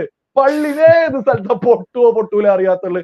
നമ്മുടെ പള്ളികളിൽ കയറിയ എത്ര ധൈര്യത്തിൽ പോയിട്ട് ഞാൻ തിരിച്ചു വരും എന്ന് പറഞ്ഞിട്ടല്ലേ നമ്മൾ പോവാ, വന്നിട്ട് മതി ചോറ് പറയുന്ന പാകിസ്ഥാനാണ്. ഞാൻ ചോറ് തിന്ന് പോയാലിപ്പോ ചിലപ്പോ വരാൻ പറ്റിയില്ലെങ്കിലോ നമ്മൾ ആലോചിക്കില്ല. അതല്ല അവസ്ഥ. എന്നിട്ട് ഇവിടെ കുത്തിയിരുന്നിട്ട് ഇവന്മാരൊക്കെ പറയുന്ന പാകിസ്ഥാനിലേക്ക് പറഞ്ഞ സ്ഥലങ്ങളിലേക്കൊക്കെ പോയിട്ട് ഒരു മാസം വിസിറ്റ് ചെയ്ത് വരട്ടെ, ഇവരെ ആചാരങ്ങളും കാര്യങ്ങളൊക്കെ ആയിട്ട് അന്ന് നിൽക്കും ഇവന്മാരൊക്കെ ഈ ഉയർത്തിപ്പിടിക്കലും ഇരവാദവും ഒക്കെ. ഇതിലപ്പുറം ആ വിഷയത്തെ കുറിച്ച് പറയാനേ ഇല്ല. ഓക്കെ, ഇനി ഇതിൽ കൂടുതൽ ഇനി പറഞ്ഞ് ഞാൻ ഇതിന്റെ ആ ഒരു ത്രില്ല് കളയുന്നില്ല. ഏതായാലും പറയാനുള്ളത് ഈ ലാസ്റ്റ് മൊമെന്റിൽ ഫസ്റ്റിൽ കറക്റ്റ് ആയിട്ട് പറഞ്ഞു. ഇനി കൂടുതൽ എക്സ്പ്ലെയിൻ ചെയ്യേണ്ടതില്ല. എന്തായാലും ഫസൽ കാരാട്ട് അറിയേണ്ട ഒരു കാര്യം, നമ്മളൊക്കെ കൂടെ ഉണ്ട്. ഓക്കെ, ഞാനും കൊലവിളിയും വധഭീഷണിയൊക്കെ നേരിടുന്ന ആള് ജീവനോടുള്ളപ്പോ നമ്മൾ കൂടെ ഉണ്ടാവുന്നതാണ് ഉദ്ദേശിച്ചത്. എന്തായാലും ജീവനുള്ളിടത്തോളം കാലം പരസ്പരം യോജിക്കാവുന്ന സ്ഥലങ്ങളിൽ യോജിച്ചും വിയോജിക്കാവുന്ന സ്ഥലങ്ങളിൽ വിയോജിച്ചും ഇന്ത്യയിലെ ജനാധിപത്യം ഉയർത്തിവെക്കുന്ന ആ ഒരു മൂല്യങ്ങൾ ഉയർത്തിപ്പിടിച്ച് ഒരു കോമൺ ഗോൾ എന്ന് പറഞ്ഞാൽ ഇവിടുത്തെ കോ എക്സിസ്റ്റൻസ്, ഇവിടെ എല്ലാവർക്കും സമാധാനപരമായിട്ട് ജീവിക്കാനുള്ള ഒരു അവസരം സൃഷ്ടിക്കുക എന്നുള്ള ഒരു കോമൺ ഗോൾ, അത് വെച്ചിട്ട് നീങ്ങുന്നിടത്ത് നമ്മളെല്ലാം ഒരുമിച്ചുണ്ടാവും എന്ന് തന്നെയാണ് പറഞ്ഞു വെക്കുന്നത്. അതിനു വേണ്ടിയിട്ട് ഉള്ള പൊതുജന ആ ഒരു സപ്പോർട്ട് അത് നമ്മൾ നേടിയെടുക്കണം. അതിന് നമ്മളുടെ ഭാഗത്തുനിന്നും ഒക്കെ ഉണ്ടാവും എല്ലാ തരത്തിലുള്ള എന്താ പറയാ സഹകരണം എന്ന് ഞാനിവിടെ പറഞ്ഞു വെക്കുകയാണ്. ഈ വിഷയങ്ങളെ അറിയാൻ വേണ്ടിയിട്ട്, ഈ മനസ്സിലാക്കാൻ വേണ്ടിയിട്ട് വിശ്വാസികൾക്ക് ഒരു അവസരമായിട്ടാണ് പ്രധാനമായിട്ട് ഞാൻ ഇവിടെ എടുത്തു വെക്കുന്നത്. നമ്മളുടെ വീഡിയോ കാണുമ്പോൾ ഒരു പ്രത്യേകത എന്താന്ന് പറഞ്ഞു കഴിഞ്ഞാൽ, സംഗതി ചിലപ്പോൾ 2000-3000 പേരൊക്കെ ലൈവ് കാണും, അല്ലെങ്കിൽ വീഡിയോ ഒക്കെ കാണും. പക്ഷെ അതിന്റെ പകുതിയിൽ കൂടുതൽ മുസ്ലിങ്ങളാണ് കാണാറ്. അതാണ് ഇതിലൊരു സത്യാവസ്ഥ. അപ്പൊ അതുകൊണ്ട് നമുക്കറിയാം ഇവിടെ അവരുണ്ട്, ഇത് കാണുന്നുണ്ട്. അപ്പൊ അവരറിയാൻ വേണ്ടിയാ പറയുന്നത്.